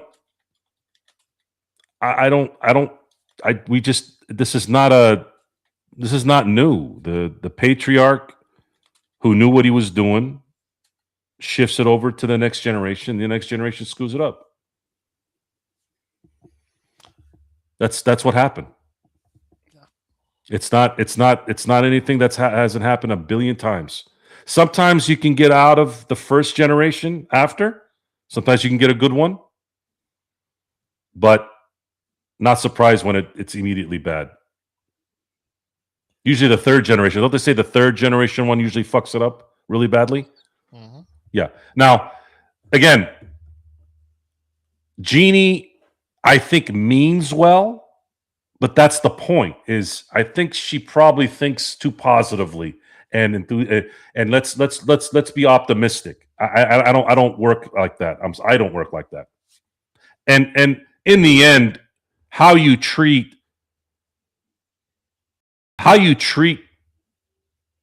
the ones that really, really did stuff for you is really going to tell me a lot about you too. How you treated Jerry West was, from where I'm standing, unless Jerry West did something, but I would think it would have come out by now. I don't know.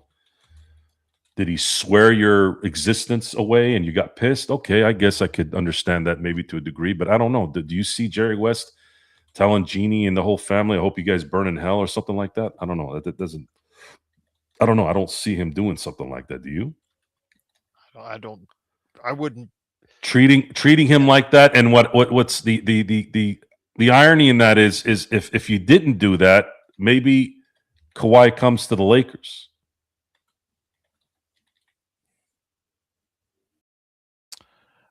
Maybe Kawhi comes to the Lakers. I mean, Jerry saved your team how many times?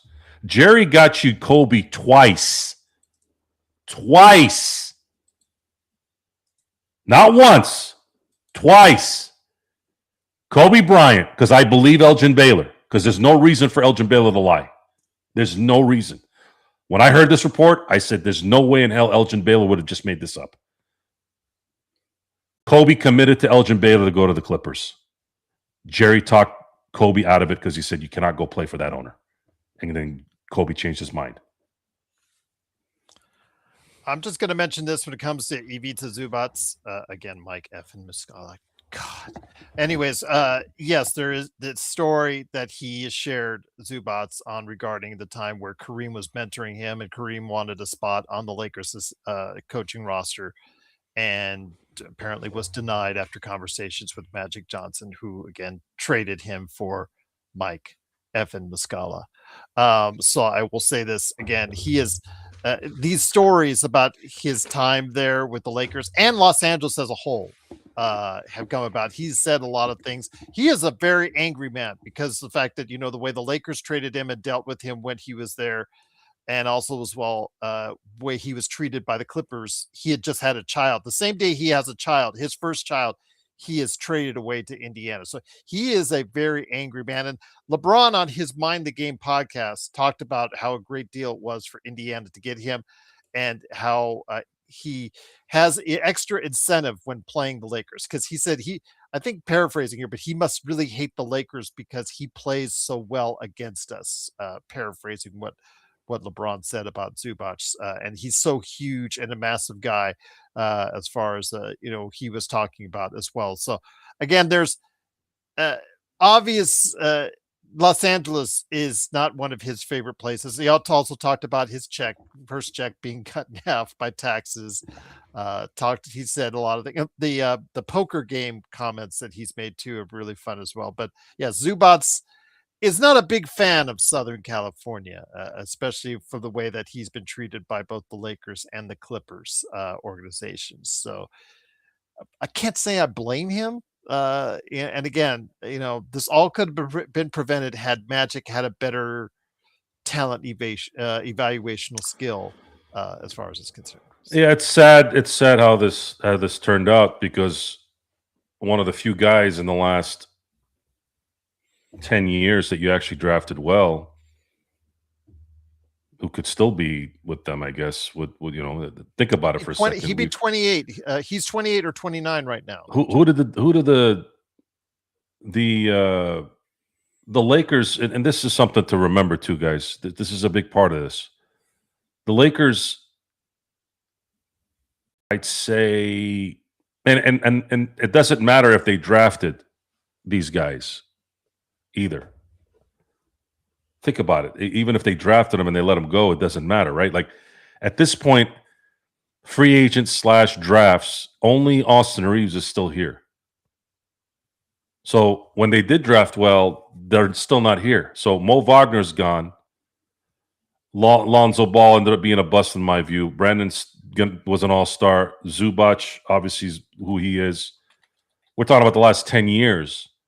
You want to know why the Lakers have had depth problems and not being able to compete? It's because they have not hit a single time on anything. Might be the best player they've drafted in the last 5 years.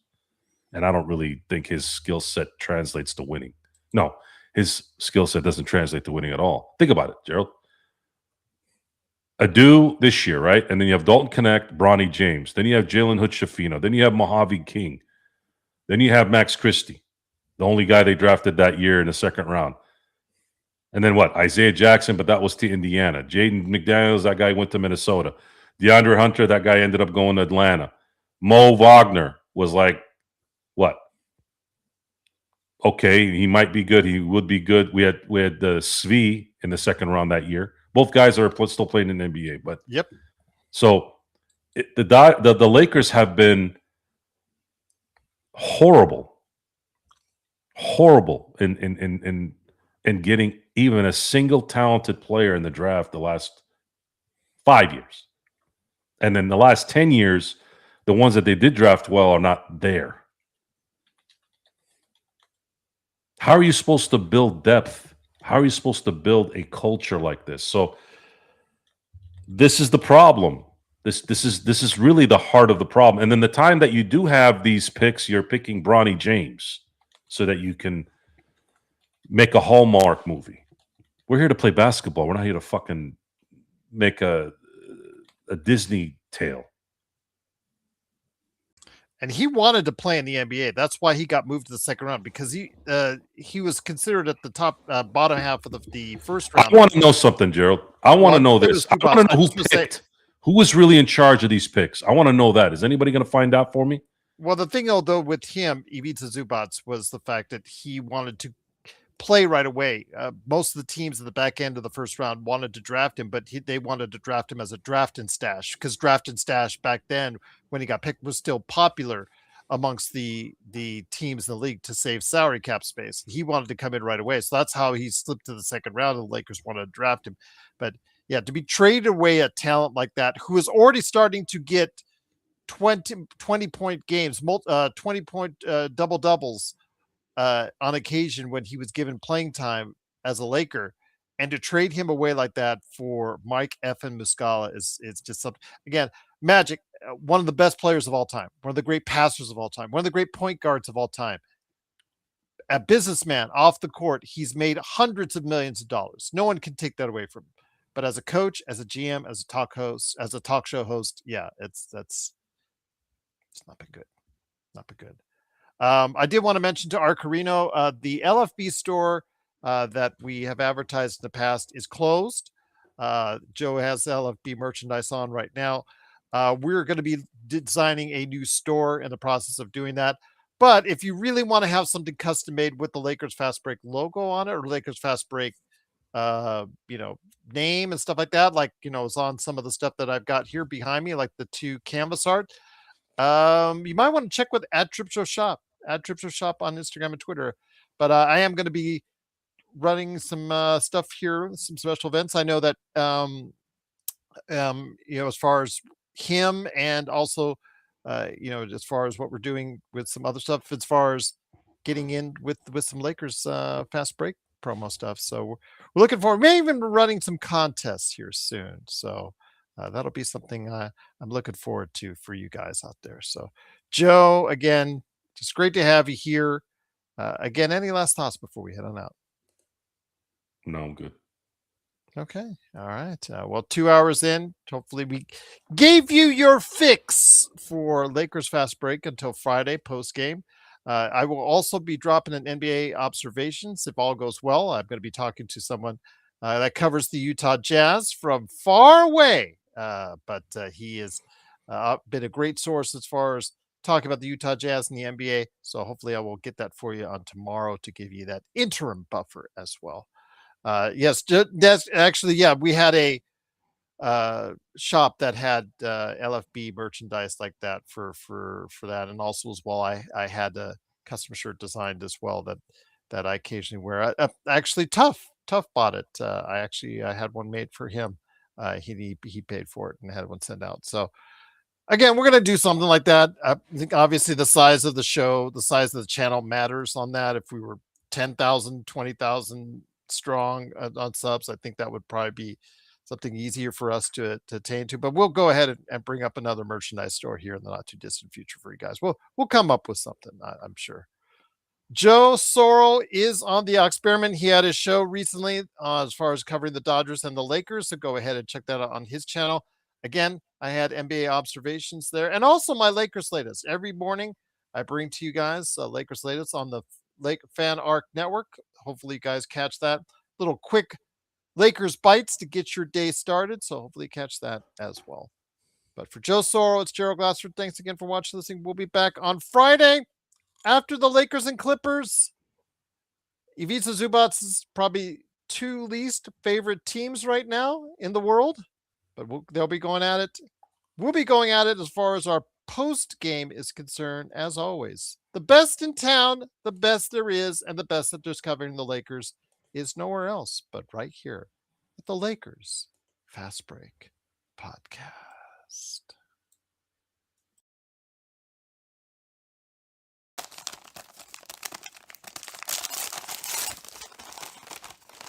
I feel like Yes, left. He does it because if your answer is because he's Joe Sorrell, that should account for pretty much anything when you guys are asking about Joe. yeah. Something I've learned over the many years now. Nice. Good that